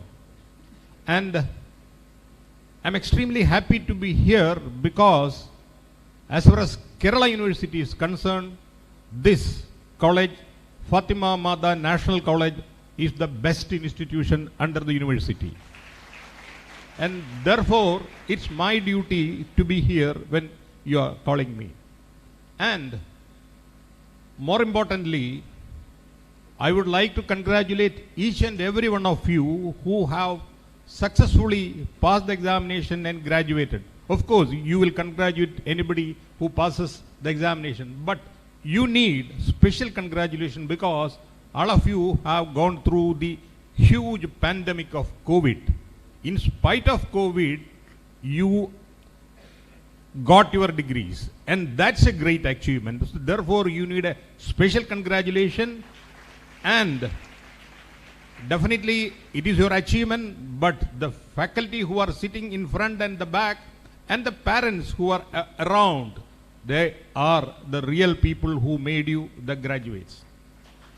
So let us congratulate them. Let us be thankful to them. 5 days ago, Honorable Prime Minister addressed all the Vice Chancellors of the country. And he said,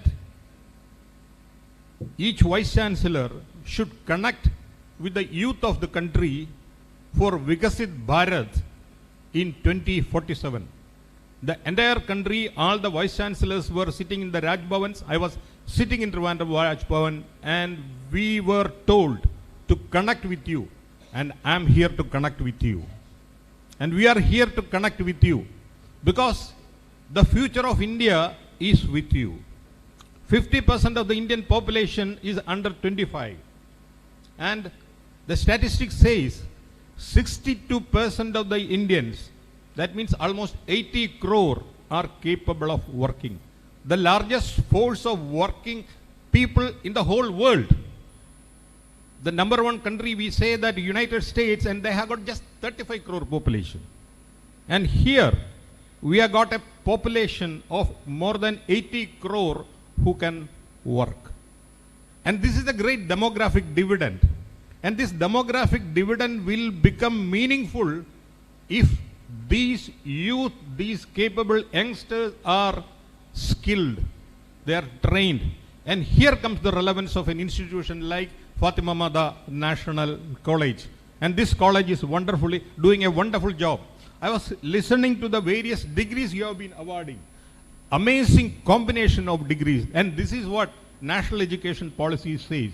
Because you don't know what is going to happen next 5 years, next 10 years. Where are the opportunities? The conventional courses we are undergoing, they become absolutely irrelevant. You have to learn new things, new skills. Every day you have to update.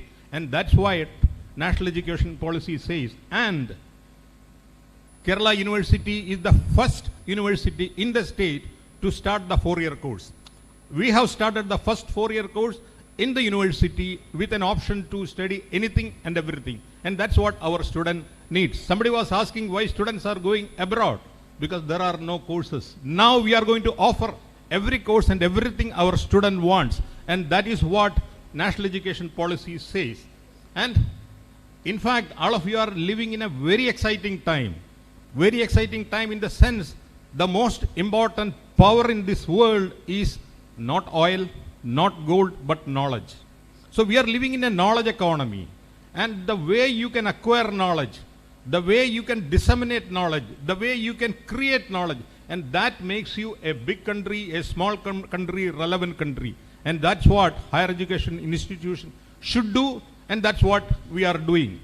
And one girl was asking, what is the opportunities for girls in this country? It's very exciting because 70% of you are girls now. 70% of higher education institutions in Kerala are girls only. And I'm a Vice Chancellor of Kerala University of Health Sciences. And in health science universities, 68% of my students are girls. 68. So I thought they have gone to engineering. So other day I was in an engineering college.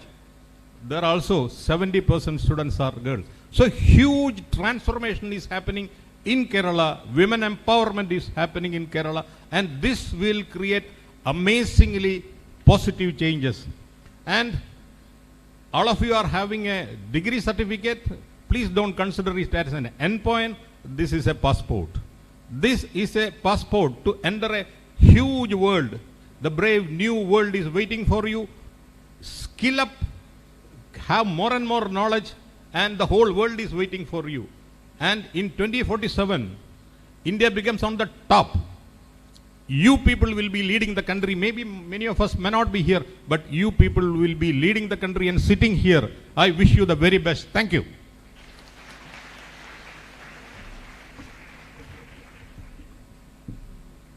Thank you, sir. Now, I request His Lordship, Right Reverend Dr. Paul Anthony Mullashiri, to present Professor Dr. Mohanan Kunnumal with a memento as a token of a heartfelt gratitude.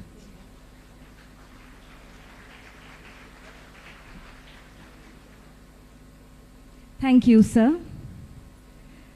Reverend Dr. Abhilash Grigory, the esteemed manager of our college, is a multifaceted person with expertise in theology, education, and community service. Father, I request you to address the gathering.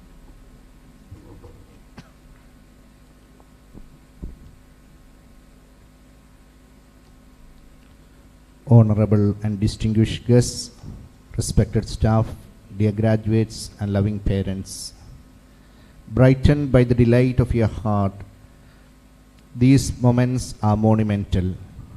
Relish them to the core of your heart. You all deserve to enjoy this fruit of your labor. This sweet taste of your heart is a result of your sweat. Be joyful. Along with your achievements, the beauty of this day is magnified by the presence of the great personalities who proved with their life the priority and the power of education. They not only had a certificate in their hands, but they know how to transform and translate the knowledge gained through education. I would like to quote and alter a maxim said by our chief guest, Srimati Nirmala Sitharam.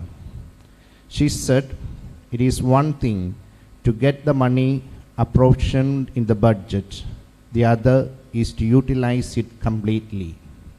Applying this quote in education, we can rephrase it as, it is one thing to get knowledge and the other is to apply and utilize this knowledge in daily life. Dear students, try to translate the knowledge you have gained to transform yourself and the world around you. Good grades are not enough. Furnished intellect alone is not enough. We need to have a good heart and a helping hand. Wisdom that creates wonders of love, wonders of life, wonders of progress, and wonders of peace must be our aim. If you are able to use your knowledge for making every moment of your life and life of others better, then you will always have this joy in your heart. May God bless you all. Thank you.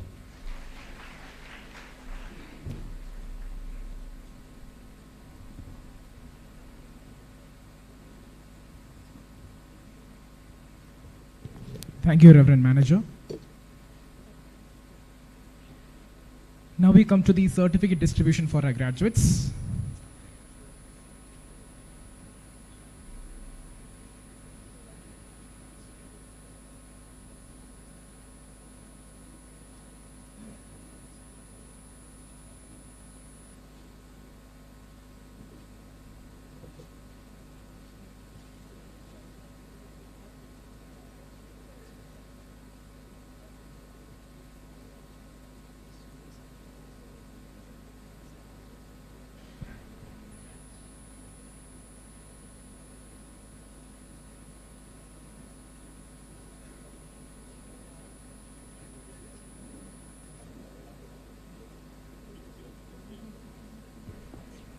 Now I request our Honorable Minister, Srimati Nirmala Sitharaman, to step forward to hand over the certificates to our graduates.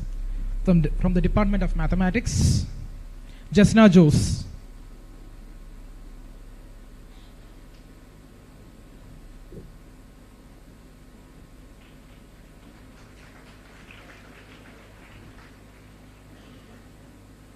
Shreya Suresh.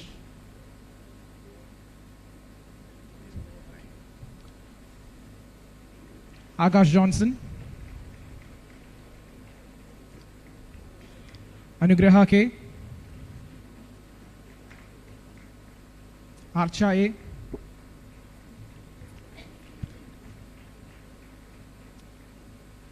Arish,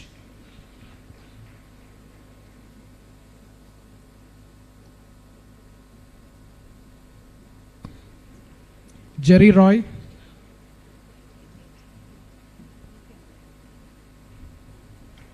Ninsi Vaidas,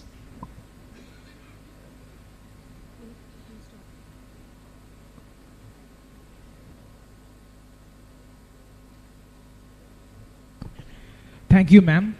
Fatima Fraternity is greatly honored by your gracious presence to honor our graduates.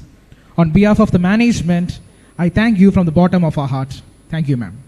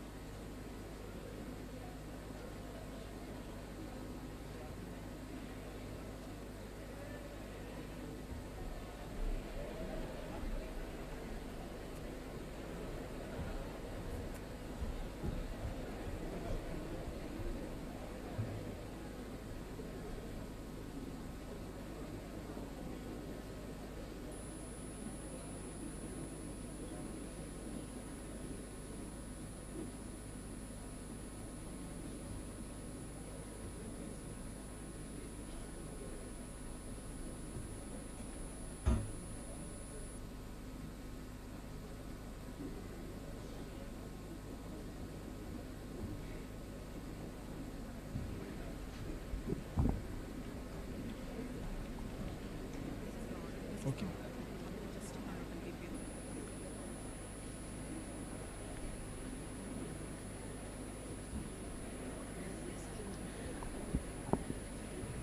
Now I request your Lordship, Right Reverend Paul Anthony Mulasheri, to hand over the certificates to the graduates.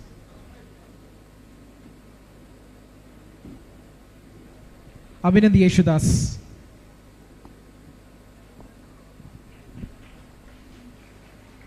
Prince P.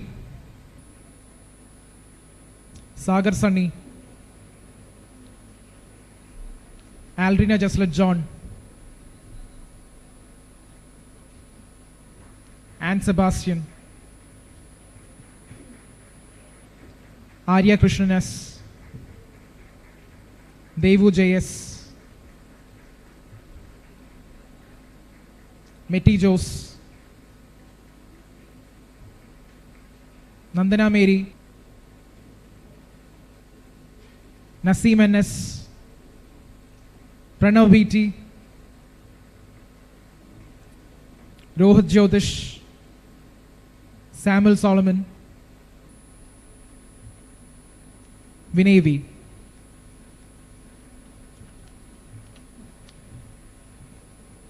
Bosco, Jovi Jose, Kalyani US, Pavitra Vijay, Shahana S, Shimia S,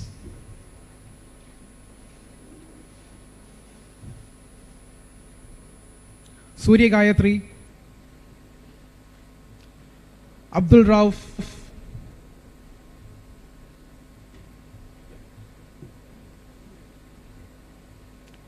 Roshan Titus, Alina Mole, Amala, Anila Joseph, Anne Mary J.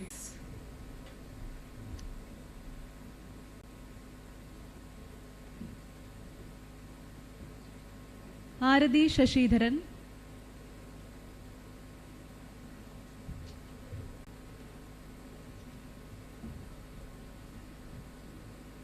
Sneha Sunil, Kiran Lucas, Andrea Pradeep, Anjana Krishna M,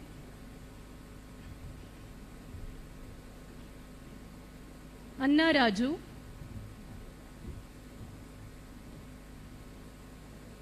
Astrid G. Feria, Ashwini K. Anil, Atira Srikumar, Adulya B. Anil, Clincy, Doreen Varghese,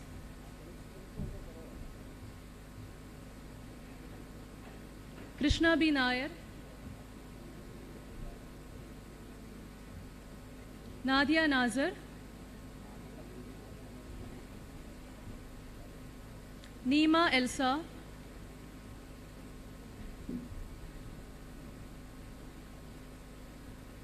Prima Joy,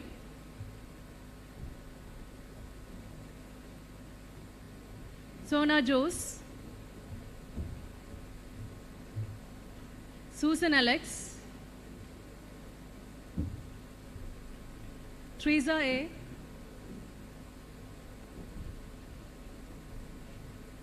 Varsha John Brito, Virginia V. Vincent. Thank you, sir.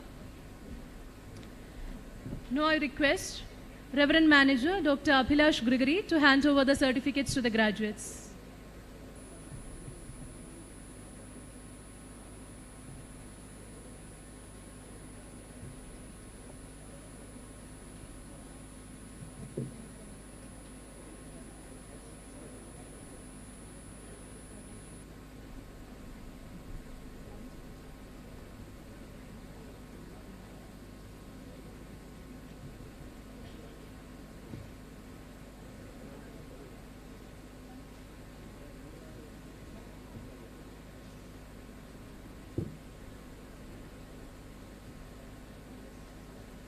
From the Department of Psychology,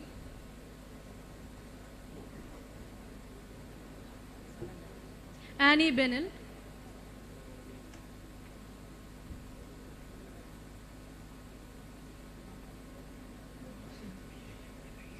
Devu Vijayan,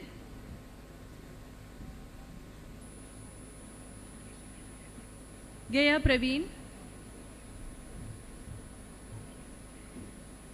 Olivia Judson,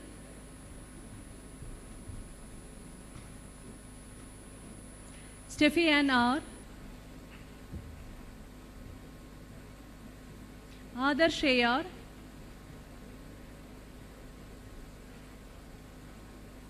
Ammu S. Divagaran,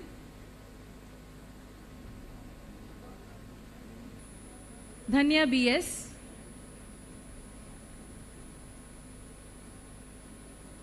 Gayatri RS,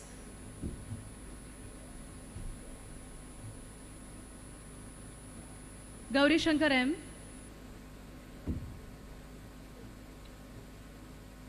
Haripriya V. Nayak, Jasmine RS, Sneha Mary Shaji, Sumi Sabu,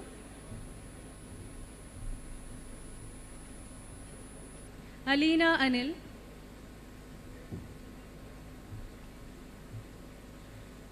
Alina Mary R,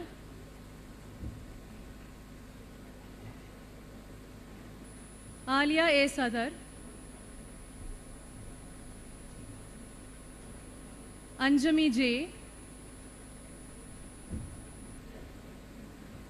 Begum Shaifa MK,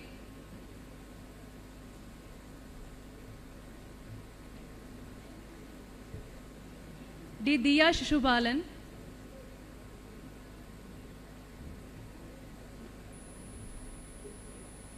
Dana Paul,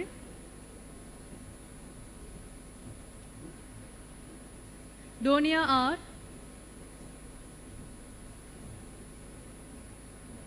Harsha Alice Stanley,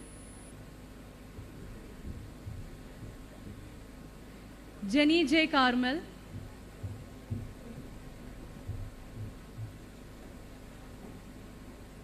Mahalakshmi M, Medha Lakshmi Krishnan,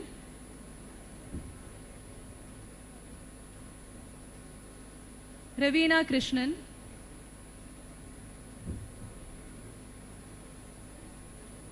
Saliha Salim, Shijal J,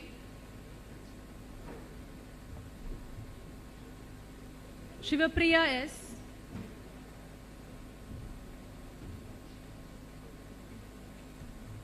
Sri Lakshmi BS, Susanna Franklin,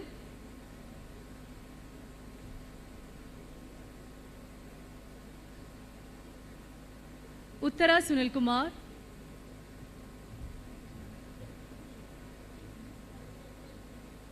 Anna CS,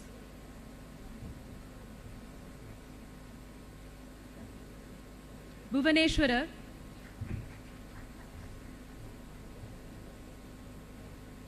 Joel Prakash S,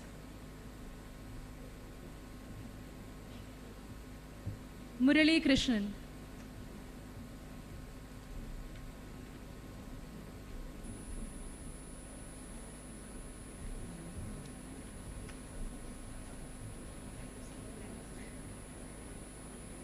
thank you, sir.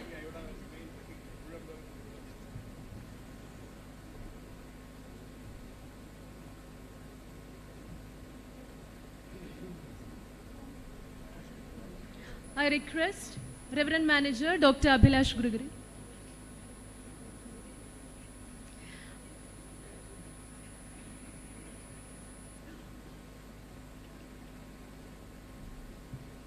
From the Department of BSc Geology and Digital Surveying, Ashik A,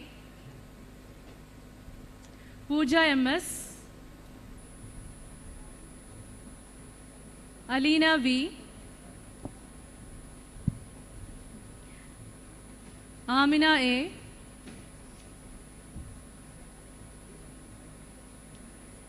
Anishka Anishan,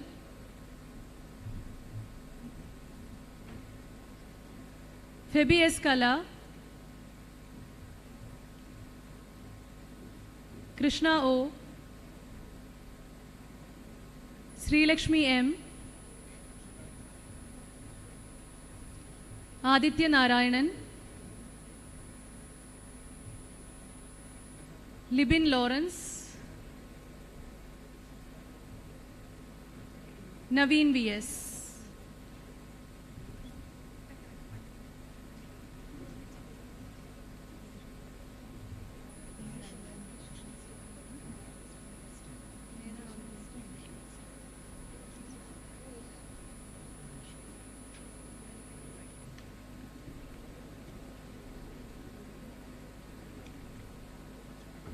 From the Department of English Language and Literature, Achala L. Nair,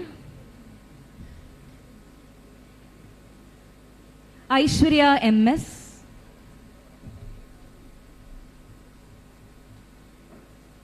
Ansi Thomas,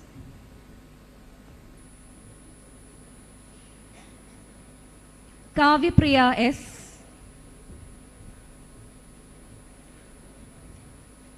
Neha Mariam Binu, Sneha Ann John, Ashik George, Angela Herman, Annie T.C., Arpida Krishnan,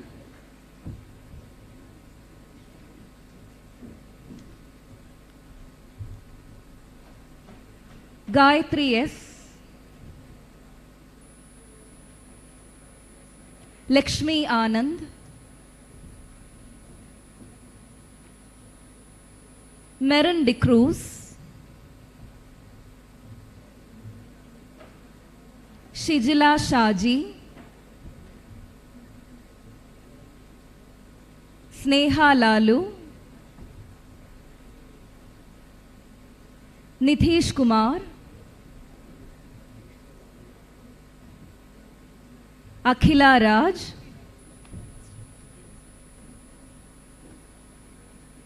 Alina J. Mary,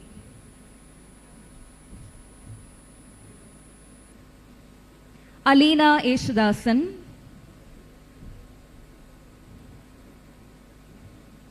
Anne J., Annie Johnson,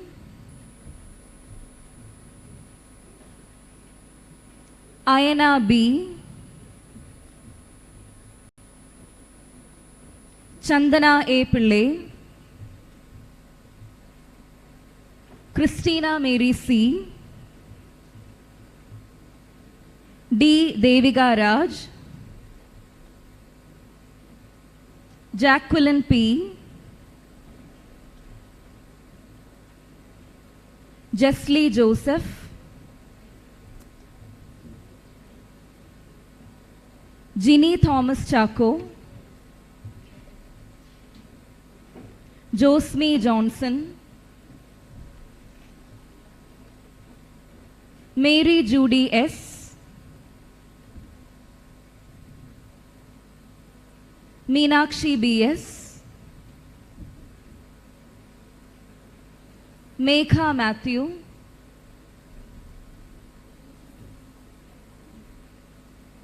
Minna A., Priyada M., Sharon C., Sneha Jess, Sumimol Matai, Josko J.,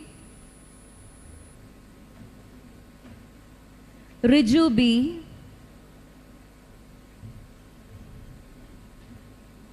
Sebastian Francis, Sobin Solomon. Thank you, Father. Next, I cordially invite Mr. Christy Clement to hand over the certificates.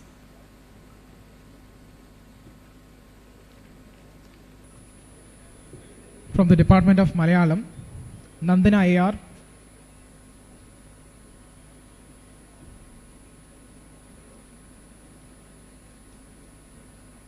Nidhu M,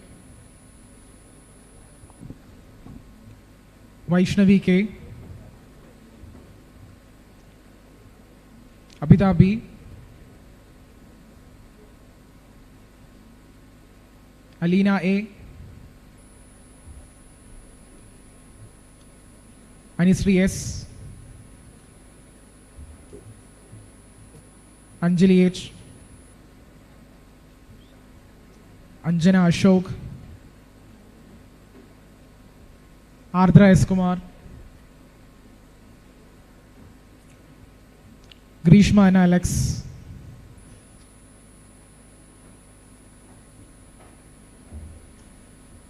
Jen CC, Johanna S,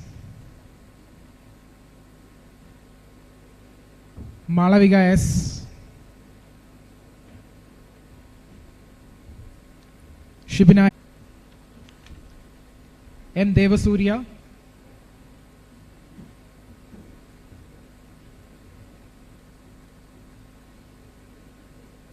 Manu Krishna S,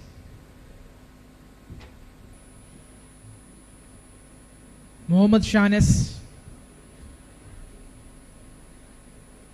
Shaun Solomon,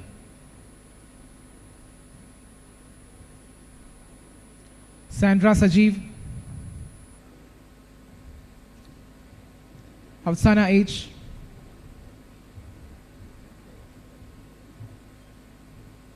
Anuja Samuel,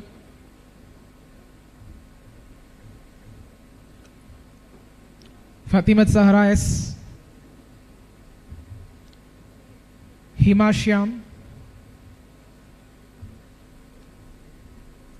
Huda Jasmine,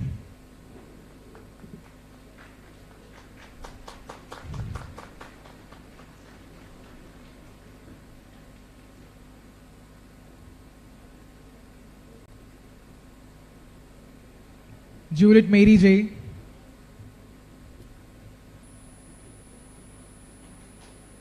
Jyoti Joseph, Rehna K,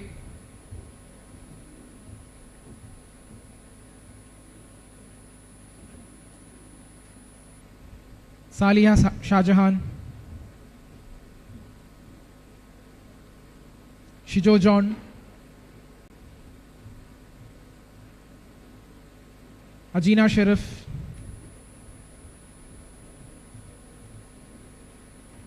Annie Christopher, Devika SG, Jasmine J,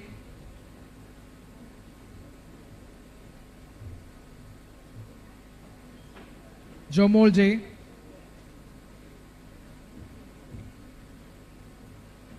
Lijina Joyd,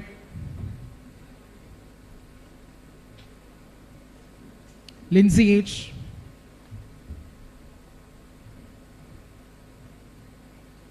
Manisha J, Preeti J,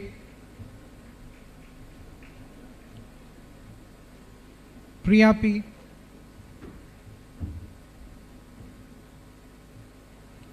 Priyanka S,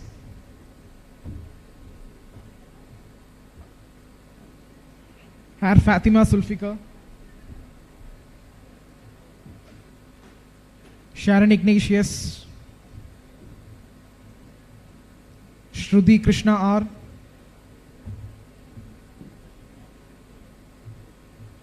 Ajil Antonio Andrew, Ashik Anthony, Bibin T, Harjit H,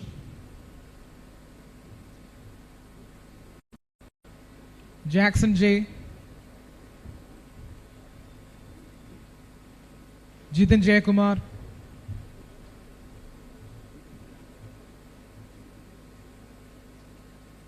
Joji J, John Swan Jose, Junaida Begum M, Thank you, sir. Now I invite our Vice Principal, Dr. Emma Shelley, to distribute the certificates.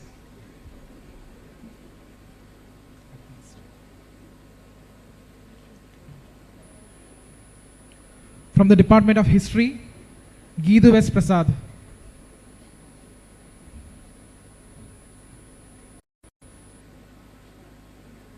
Vaishnavi V.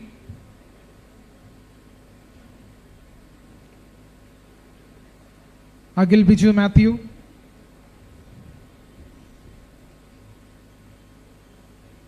Jitin J.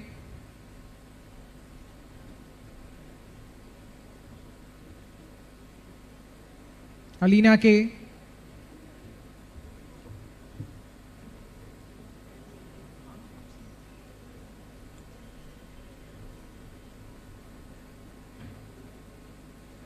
Balasurya B. Fatima S.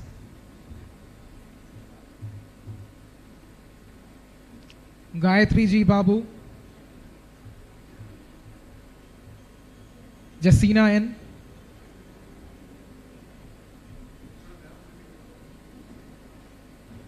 Gina Justice. Jocelyn J. Lena MB.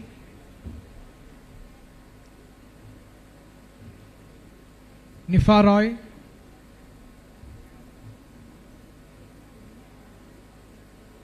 Nisha S. Nishana S.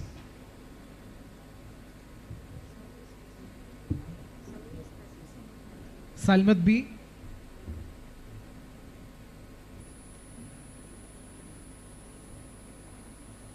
Saumi Badar.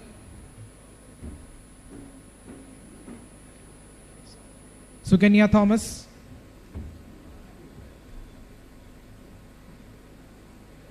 Vaishagi V.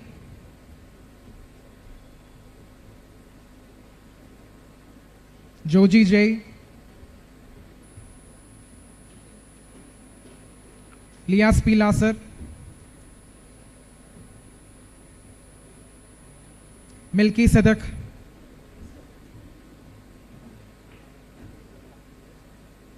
Raja Krishna R.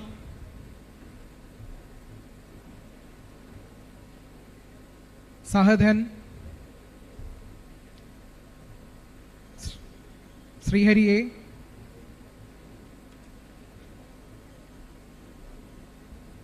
Xavier B.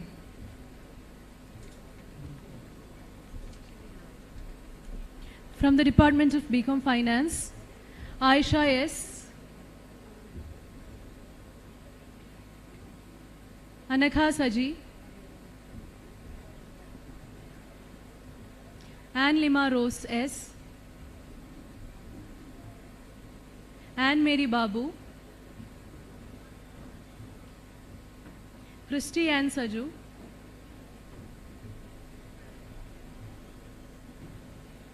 Danny GS. Lisha Leons. Maria B. Nikita B.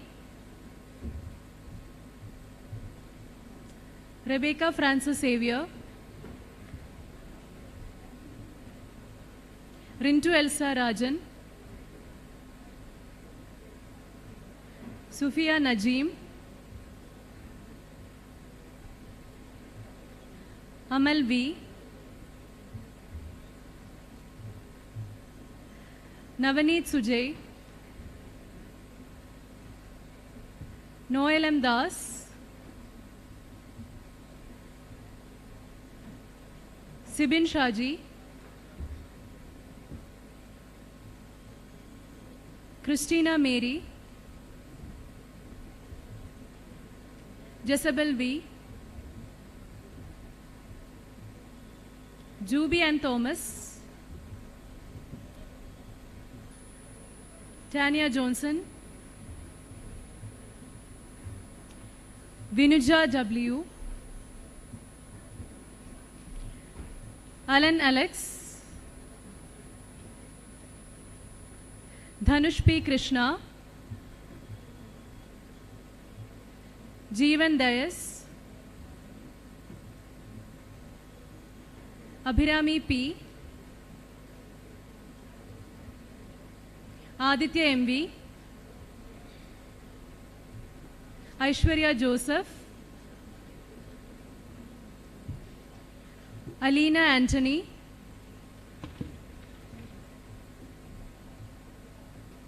Anisha Etchen, Ashley Anthony, Ashna Shaheen, Joshna Joseph, Liji L, Nilsha S. Babu, Raiza R,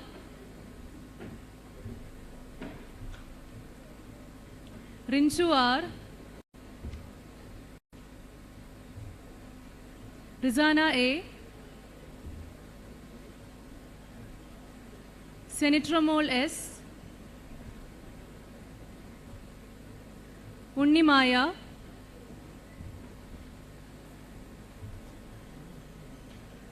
Akhil Kais A, Ashik Shaji, Muhammad Abdullah Sameed,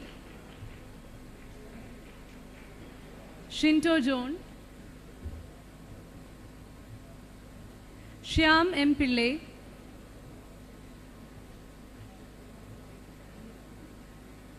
Tarun Jacob, Unnikutan S. Thank you.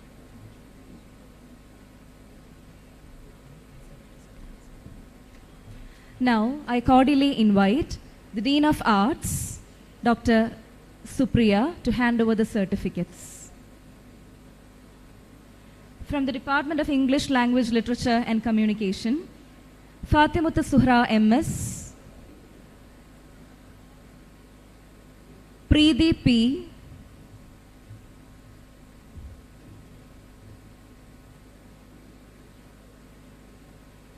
Hridaya M. Prakash,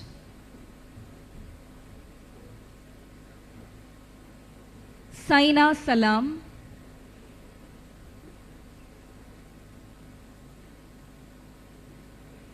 Alaina M. Suresh,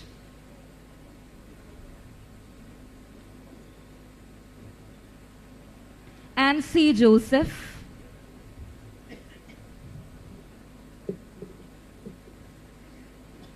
Anna Felsi Andrew,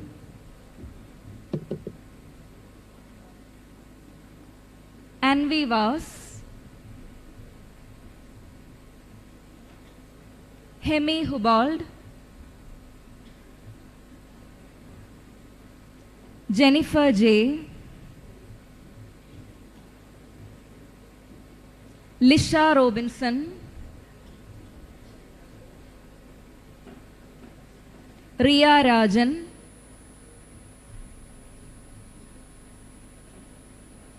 Safna Rafiq, Harinandanan S,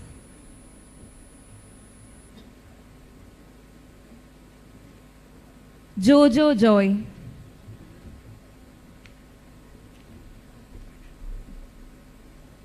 from the Department of BCom Corporation, Aishwarya L,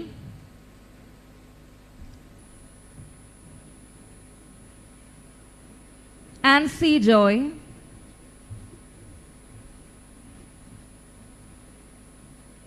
Jabin S. Jahangir, Preeti, Uttara S. Prakash,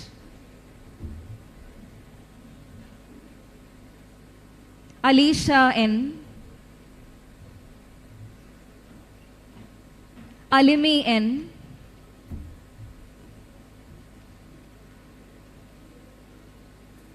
Amina A,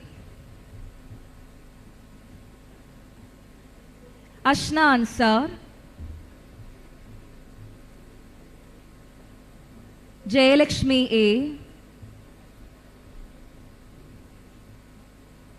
Nandana JS, Penina Selen Paul, Rehana S, Sanshil Joshua, Tessie W, Tripta Mohan S, Abhay Joe David,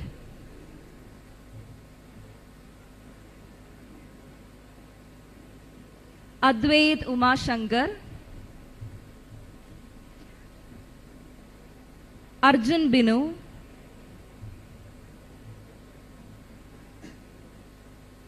Arjun D. Pillai, Elvis F, Gokul Girish,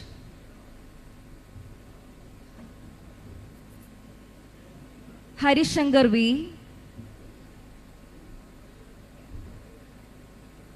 Jitin K. Matthew, Mohammad Sahil A, Mohammad Shafin,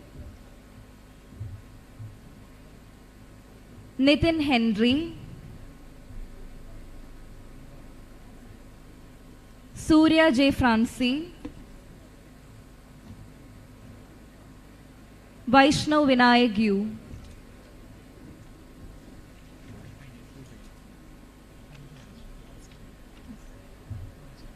Aisha Bibi Naushad,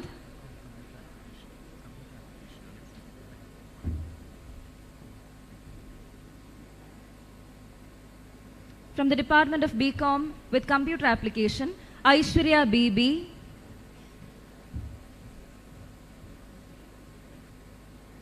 Alfonsa A, Anu Joseph, Archana Omanakuttan, Ashna Ashraf,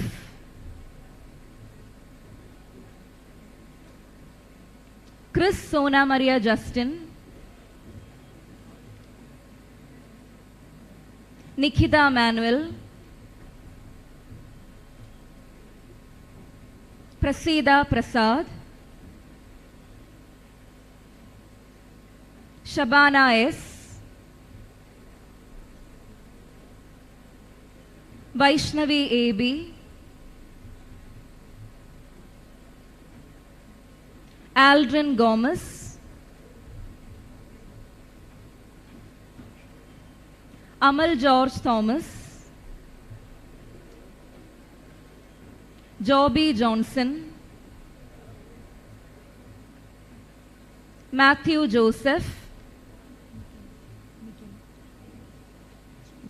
Nijan S. Panikar, Naufal A,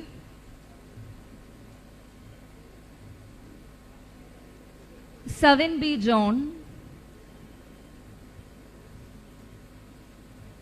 Yadhu Krishnan S.R. Thank you, Supriya ma'am. Next, I cordially invite the Dean of Science, Dr. Noelan Fernandez, to distribute the certificates. From the Department of BCA, Alina Lawrence, Jojin Jose, Mohammad Dilshad,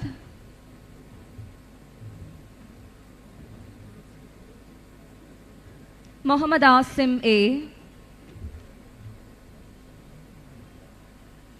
Mohammad Aftab S, Rahul V. Suresh, Shabarinath S.A., Sadarsh S, Siddharth S,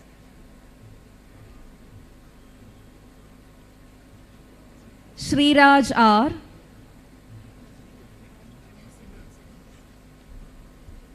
from MSc Mathematics, Anita George,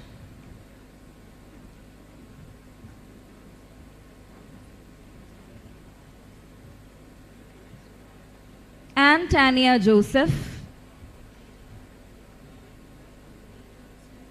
Arya S. Boban, Fatima M.A., Jenny Fernandez, Mika Benny, Megha Christie, Saumya Sebastian, Sri Lakshmi M.R., Victoria Melki, Denson S. From MSc Physics, Akhila Raj U,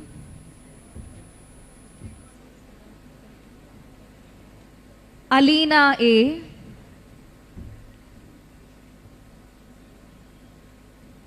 Alina Callistus,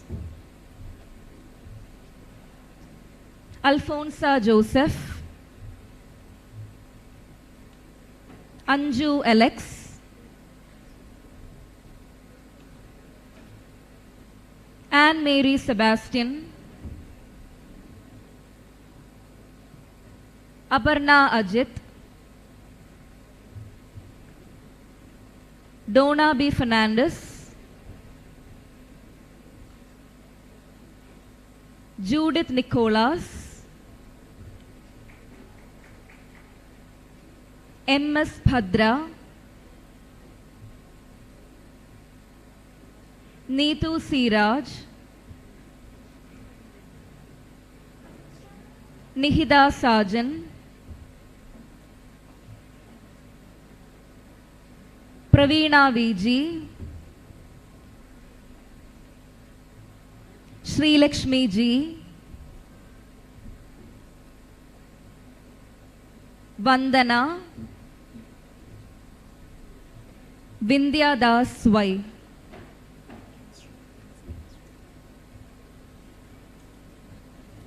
From MSc Chemistry, A.S. Sankirtana,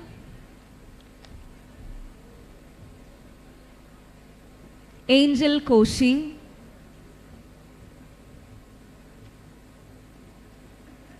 Aparna B.A.,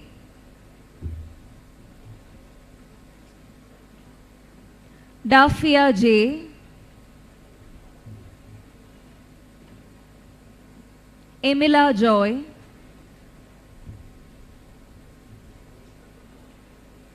Femi F,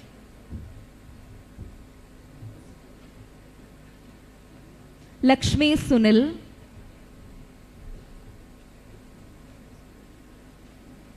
Neeraja MM, Steffi Peter, Tina Fernandez, K.R. Srikanth.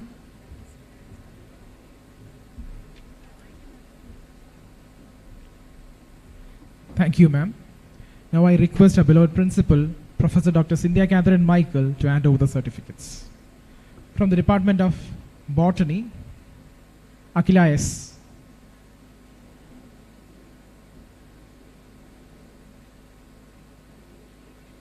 Alfia K.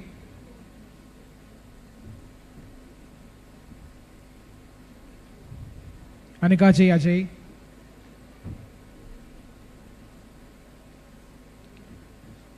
Anjita J.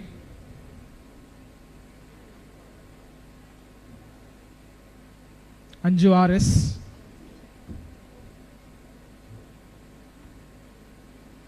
Adira P.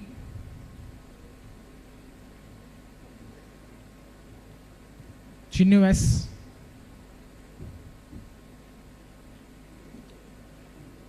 Leah Rose Xavier.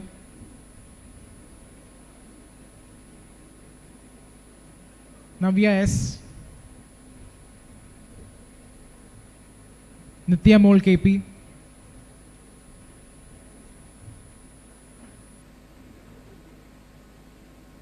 Pooja Prasannan.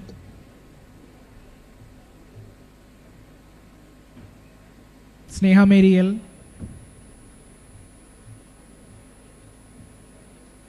Saumya Manigandan.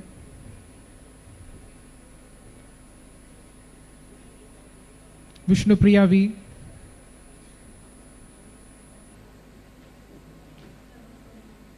Alan Achan Kunjan. Brijinda Robert L. MSc Zoology. Aishwarya S.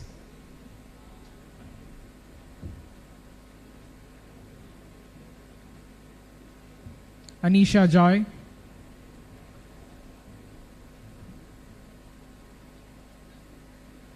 Anida M.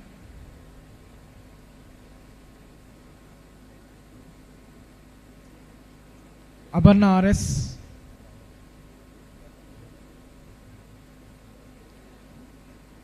Archa Goban. Arya U.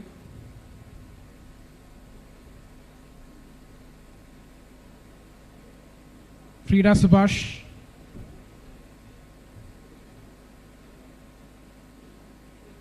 Helene Fernandez.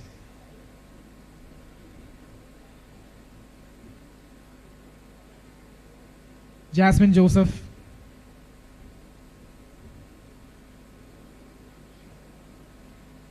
GB John.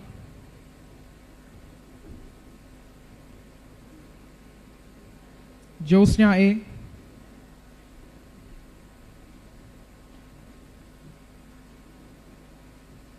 Malavika U.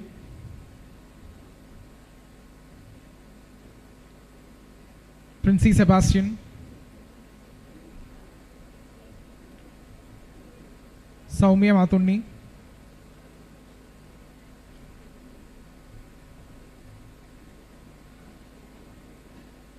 Steffi Peter.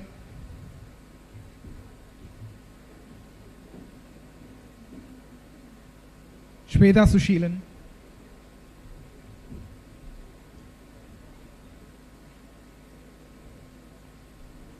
Bipin Daniel.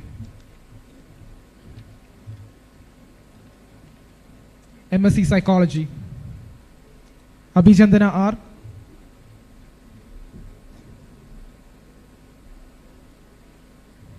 Amla Sharul Lopez.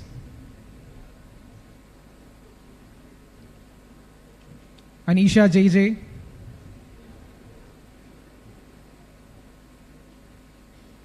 Devika BS.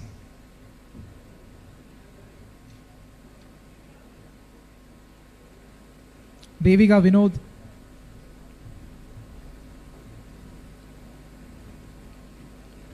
Fain Mariam Sunny.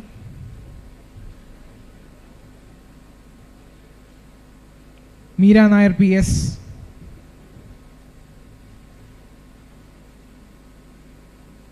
Nadia S. Nasser.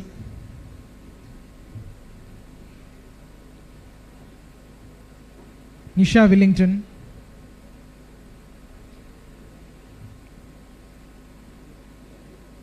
Regila Mary Raju.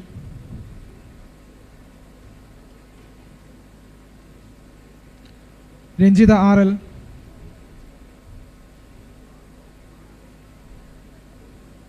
Sandra Jelson.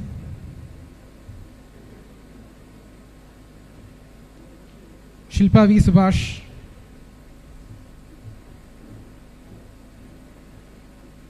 Shrutila Gomez. Denzel John. Jomon Jose. Thank you, ma'am. Now I request a beloved manager Reverend Dr. Abhilash Gregory to distribute the certificates. MA English Language and Literature, Archer Anton Joy,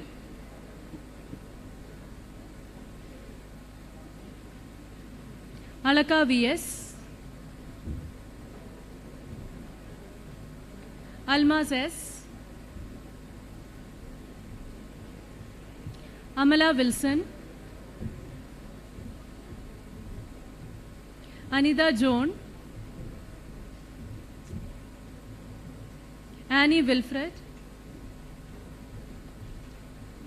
Anu Lakshmi MS, Asha Lata A, Hanna Gomez,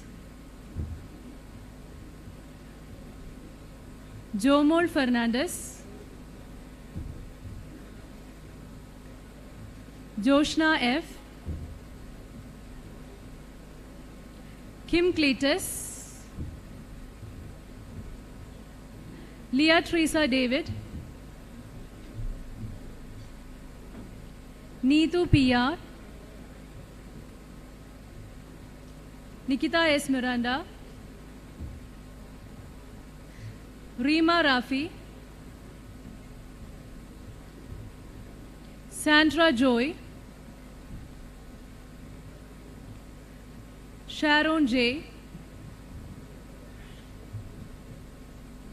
Sneha Sebastian, Suhana A, Aaron Ajoy Joseph, Adarsh S, Neeraj R,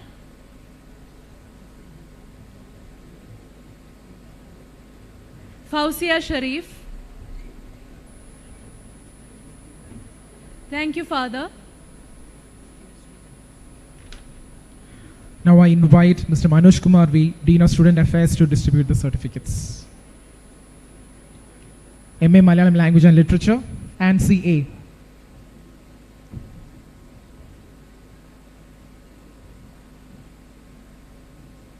Arya Krishnan G,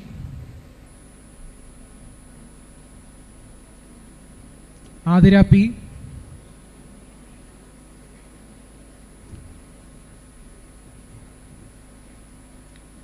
Orlin Shaji,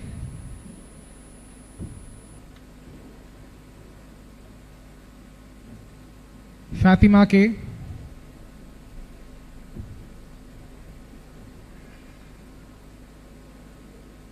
Harida HS,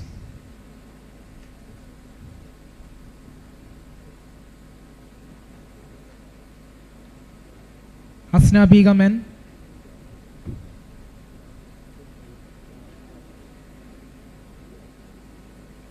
Jisha C,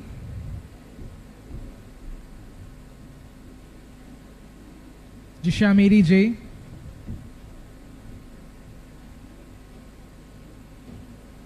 Jubena Jose,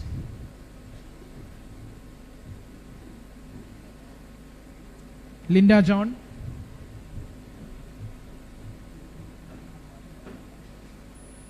Megha Matthew,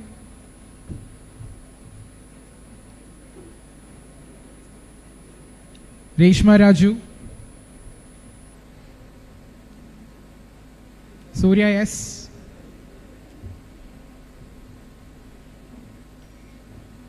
Surya S,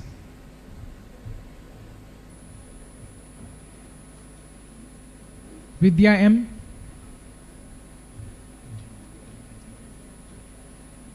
Legend Raj,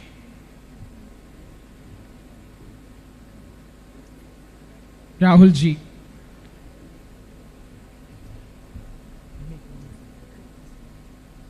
MA Economics, Anila Verghese,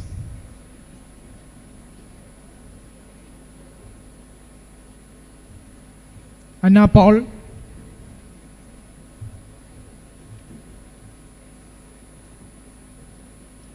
Abana S, Dinah Johnson,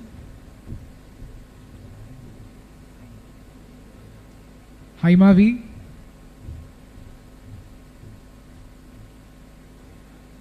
Karishma Manoj,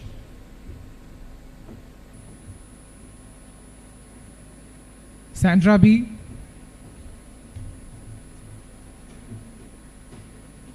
Sedulakshmi S, Smita K, Anas A,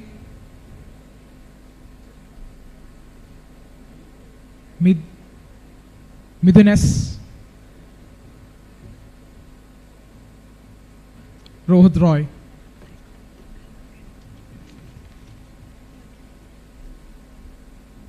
from MCOM Finance, Arya and Joseph,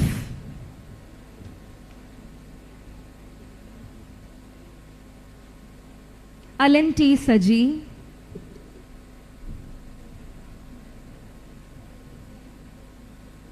Anne C. K,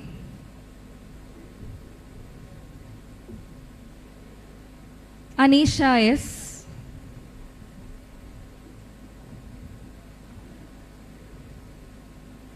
Anupama S,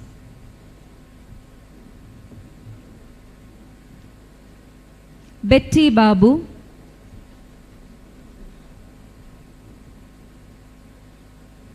Bridget Benjamin,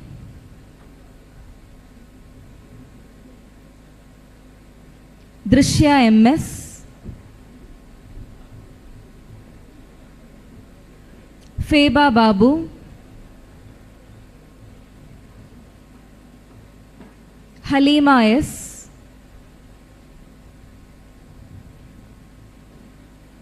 Maithili Jose, Revati M,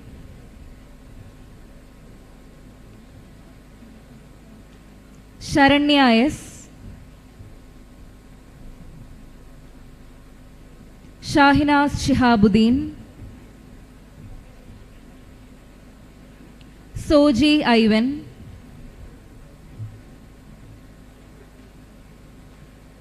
Steny S,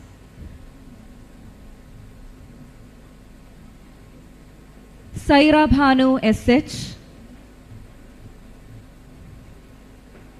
Ajin Augustine, Emmanuel Justin, Josmone Johnson, Robinson D'Souza, Alfia B,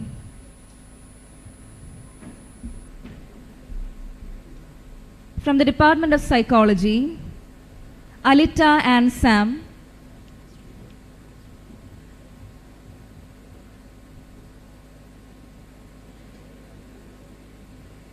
Department of Chemistry, Jasmi V,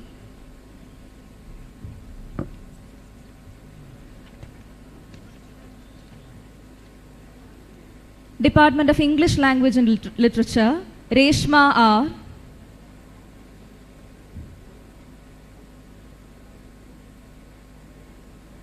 from BCom Finance, we are Devi Priya,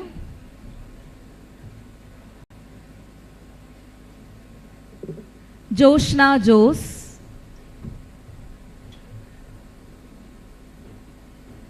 from BSc Physics, Alan C. John,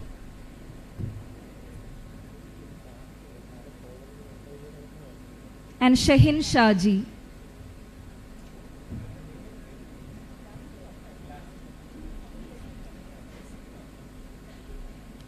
Thank you, sir.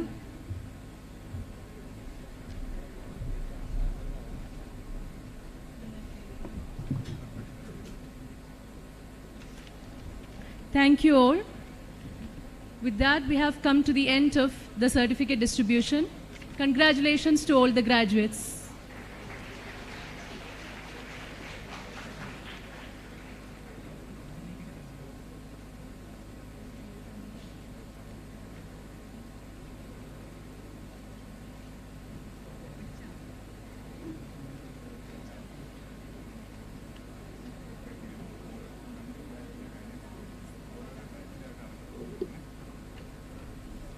Dr. Saju Sani, the head of the Physical Education Department at Fatima Mother National College, played a pivotal role as a general governor of Amogha. His meticulous planning has been instrumental in making the ceremony a memorable experience. I now welcome Dr. Saju Sani to propose a word of thanks. ഈ ചടങ്ങിൻ്റെ അധ്യക്ഷനും കൊല്ലം രൂപതാധ്യക്ഷനുമായ reverend doctor Paul Antony Mullassery പിതാവിന്, വേദിയിലെയും സദസ്സിലെയും സ്നേഹബഹുമാന്യരെ, പ്രിയമുള്ളവരെ, ആദ്യമായി അമോഘയുടെ 2ാം പതിപ്പിൽ graduation certificate കൈപ്പറ്റിയ എല്ലാ വിദ്യാർത്ഥികളെയും അനുമോദിക്കുകയും അവർക്ക് അവരുടെ ആശംസകൾ നേർന്നുകൊണ്ട് ഞാൻ എൻ്റെ ദൗത്യത്തിലേക്ക് കടക്കുകയാണ്. ഈ യോഗത്തിൻ്റെ അധ്യക്ഷ പദവി അലങ്കരിച്ചത് ഫാത്തിമ കോളേജിൻ്റെ രക്ഷാധികാരിയും കൊല്ലം രൂപതാധ്യക്ഷനുമായ right reverend doctor Paul Antony Mullassery പിതാവാണ്. പിതാവിൻ്റെ സാന്നിധ്യത്തിനും നല്ല വാക്കുകൾക്കും പ്രചോദനത്തിനും ഫാത്തിമ കുടുംബത്തിൻ്റെ പേരിലും അമോഘ 2ൻ്റെ സംഘാടക സമിതിയുടെ പേരിലുമുള്ള നന്ദിയും സ്നേഹവും കടപ്പാടും അറിയിക്കുകയാണ്. വളരെ തിരക്കുകൾക്കിടയിലും പാർലമെൻറ്റിൻ്റെ ശൈത്യകാല സമ്മേളനത്തിനിടയിലും സമയം കണ്ടെത്തുകയും ഫാത്തിമ ക്യാമ്പസിലെത്തി നിങ്ങളോടൊപ്പം സംവദിക്കുകയും സർട്ടിഫിക്കറ്റ് വിതരണം നടത്തുകയും ചെയ്ത കേന്ദ്ര ധനകാര്യ കോർപ്പറേറ്റ് കാര്യ വകുപ്പ് മന്ത്രി ശ്രീമതി നിർമ്മല സീതാരാമന് ഫാത്തിമ മാതാ കുടുംബത്തിൻ്റെ പേരിലുള്ള നന്ദിയും സ്നേഹവും അറിയിക്കുകയാണ്. സംസ്ഥാനത്തിൻ്റെ ഡൽഹിയിലെ പ്രത്യേക പ്രതിനിധി പ്രൊഫസർ KV തോമസ് സാറാണ് നിർമ്മല സീതാരാമനിലേക്കുള്ള വഴി ഞങ്ങൾക്ക് കാണിച്ചു തന്നത്. സാറിൻ്റെ സഹകരണത്തിനും നല്ല വാക്കുകൾക്കും അമോഘ 2ൻ്റെ ഈ ചടങ്ങിൻ്റെ സംഘാടക സമിതിയുടെ പേരിലുള്ള നന്ദിയും സ്നേഹവും അറിയിക്കുകയാണ്. പൂർവ്വ വിദ്യാർത്ഥിയും കൊല്ലത്തിൻ്റെ MP-യുമായ NK പ്രേമേന്ദ്രൻ സാറിൻ്റെ സാന്നിധ്യവും നല്ല വാക്കുകൾക്കും നിങ്ങളേവരുടെയും പേരിലും അമോഘ 2ൻ്റെ സംഘാടക സമിതിയുടെ പേരിലുമുള്ള നന്ദിയും സ്നേഹവും അറിയിക്കുന്നു. വളരെ തിരക്കുകൾക്കിടയിലും കഴിഞ്ഞ ദിവസം തന്നെ ഇവിടെ എത്തുകയും ഈ യോഗത്തിൽ സംബന്ധിക്കുകയും നിങ്ങൾക്ക് സർട്ടിഫിക്കറ്റ് വിതരണം നടത്തുകയും ചെയ്ത കേരള യൂണിവേഴ്സിറ്റിയുടെ ആദരണീയനായ vice chancellor professor doctor Mohanan കുന്നുമ്മലിന് ഫാത്തിമ കുടുംബത്തിൻ്റെ പേരിലും നിങ്ങൾ ഓരോരുത്തരുടെ പേരിലുമുള്ള നന്ദിയും സ്നേഹവും ഈ അവസരത്തിൽ അറിയിച്ചുകൊള്ളുന്നു. College manager reverend doctor Abhilash Gregory അച്ഛൻ്റെ ആശയമാണ്. ഇത്തരം 2 വ്യക്തികളെയാണ് അദ്ദേഹം ഈ ഗ്രാജുവേഷൻ സെറമണിക്ക് വേണ്ടി സെലക്ട് ചെയ്തത്. ഒന്ന് വിദേശകാര്യമന്ത്രി, 2 കേന്ദ്ര ധനകാര്യമന്ത്രി. അപ്പം അങ്ങനെ ഒരു 8 മാസങ്ങൾക്ക് മുമ്പ് തുടങ്ങിയ ഒരു പ്രയത്നമാണ് ഇന്ന് വിജയകരമായി ഇങ്ങനെ എത്തിച്ചേർന്നത്, വളരെ വിജയകരമായി പൂർത്തിയാക്കിയത്. ഇത് ശരിക്കും അഭിലാഷ് അച്ഛൻ്റെ ഒരു പ്ലാനാണ്. അതിൻ്റെ ഭാഗമായി എന്നതാണ് ഈ അമോഘയുടെ കമ്മിറ്റിയിലുള്ള എല്ലാവരും ചെയ്തത്. അപ്പോൾ അച്ഛൻ ഞങ്ങളുടെ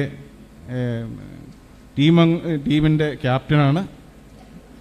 അച്ഛനെ നിങ്ങൾ ഓരോരുത്തരുടെ പേരിലും ഈ സംഘാടക സമിതിയുടെയും പേരിലുള്ള നന്ദിയും സ്നേഹവും അറിയിക്കുകയാണ്.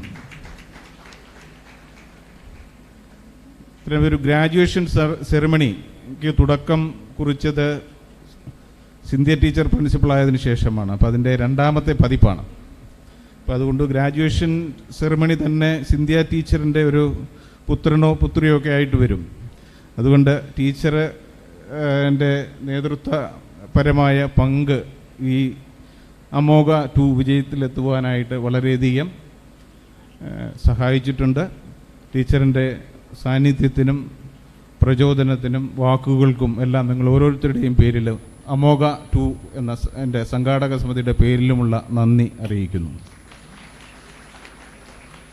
നമ്മുടെ കൺട്രോളർ ഓഫ് എക്സാമിനേഷനാണ് ഇത്തരം ചടങ്ങുകളുടെയൊക്കെ കസ്റ്റോഡിയൻ. ക്രിസ്റ്റി ക്ലെമൻസ് സാറിനെ നിങ്ങൾ ഏവരുടെയും പേരിലും സംഘാടക സമിതിയുടെ പേരിലുമുള്ള നന്ദിയും സ്നേഹവും അറിയിക്കുന്നു. ഏത് ചടങ്ങും വിജയകരമാകുന്നത് അതിൻ്റെ പങ്കാളിത്തം കൊണ്ടാണ്. കഴിഞ്ഞ വർഷത്തേക്കാൾ വളരെയധികം പങ്കാളിത്തം കൂടിയ ഗ്രാജുവേഷൻ സെറിമണിയാണ്. അതുകൊണ്ട് ഈ ഗ്രാജുവേഷൻ സെറിമണിയിൽ പങ്കെടുത്ത ഓരോ വിദ്യാർത്ഥികളെയും വ്യക്തിപരമായി ഈ അവസരത്തിൽ സംഘാടക സമിതിയുടെ പേരിലുള്ള നന്ദിയും സ്നേഹവും അറിയിക്കുന്നു. ഈ അമോഘ 2 എന്നത് ഈ സംഘാടക സമിതി ഒരു കൊഹസീവ് യൂണിറ്റായിട്ട് പ്രവർത്തിച്ചതിൻ്റെ ഫലമാണ് ഈ വിജയം. ഓരോ സബ് കമ്മിറ്റി അംഗങ്ങളെയും ഈ അവസരത്തിൽ പേരെടുത്ത് പറയുന്നില്ല, എന്നാലും ഓരോരുത്തർക്കും വ്യക്തിപരമായ രീതിയിലും കോളേജിൻ്റെ പേരിലും ഉള്ള നന്ദിയും സ്നേഹവും അറിയിക്കുന്നു. ഈ അമോഘ 2വിൻ്റെ ഭാഗമായി നടത്തിയ ഒത്തിരി മാധ്യമ പ്രവർത്തകരുടെ വന്നു, അവരുടെ സഹായമുണ്ടായിരുന്നു. അതുകൂടാതെ ഒരു മനോരമയുടെ ഒരു 2 പേജ് സപ്ലിമെൻ്റ് നമ്മൾ ഇറക്കുകയും അതിനുവേണ്ടി ഒത്തിരി പേര് സഹായിച്ചിട്ടുണ്ട്. പൂർവ്വ വിദ്യാർത്ഥി സംഘടന, ഫാത്തിമ കോളേജിലെ പേരൻറ് ടീച്ചേഴ്സ് അസോസിയേഷൻ, വിവിധ ഡിപ്പാർട്ട്മെൻറ്റുകൾ, ഓരോരുത്തരെയും പ്രത്യേകം ഈ അവസരത്തിൽ ഈ സംഘാടക സമിതിയുടെ നന്ദിയും സ്നേഹവും അറിയിക്കുന്നു. ഇതുകൂടാതെ വളരെ ചിട്ടയായിട്ട് ഈ ചടങ്ങുകൾ നിയന്ത്രിക്കുവാൻ സഹായിച്ച ഫാത്തിമ കോളേജിലെ NSS, നേവി, ആർമി വിങ്ങുകൾ, NSS യൂണിറ്റ് എന്നിവരുടെ എല്ലാ വിദ്യാർത്ഥികളെയും ഇതിന് നേതൃത്വം നൽകിയ അധ്യാപകരെയും ഇവിടെയുള്ള നന്ദിയും സ്നേഹവും അമോഘ 2 സംഘാടക സമിതിക്ക് വേണ്ടി ഈ അവസരത്തിൽ അറിയിക്കുകയാണ്. ഒരിക്കൽ കൂടി ഈ സംരംഭവുമായി സഹകരിച്ച എല്ലാ വ്യക്തികൾക്കും പ്രത്യേകം നന്ദിയും സ്നേഹവും അറിയിച്ചുകൊണ്ട് ഞാൻ എൻ്റെ ദൗത്യത്തിൽ നിന്ന് വിരമിക്കുകയാണ്. നന്ദി, നമസ്കാരം. Thank you, sir. An announcement. Dear students, the photo sessions have been arranged batch-wise, so you have to kindly cooperate. You are requested to maintain discipline and kindly follow the instructions. All of you please rise for the national anthem.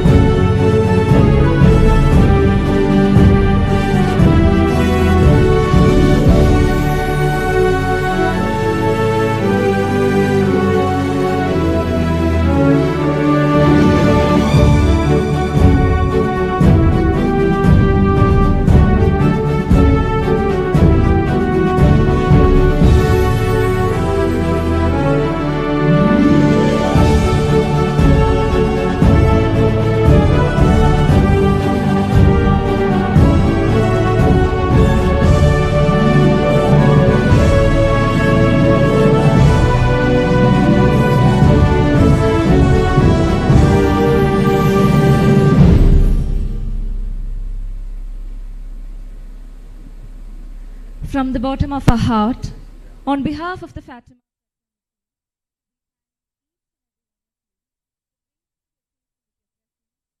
making this event a grand success. With this, we come to the conclusion of our graduation ceremony, Amogha. Thank you.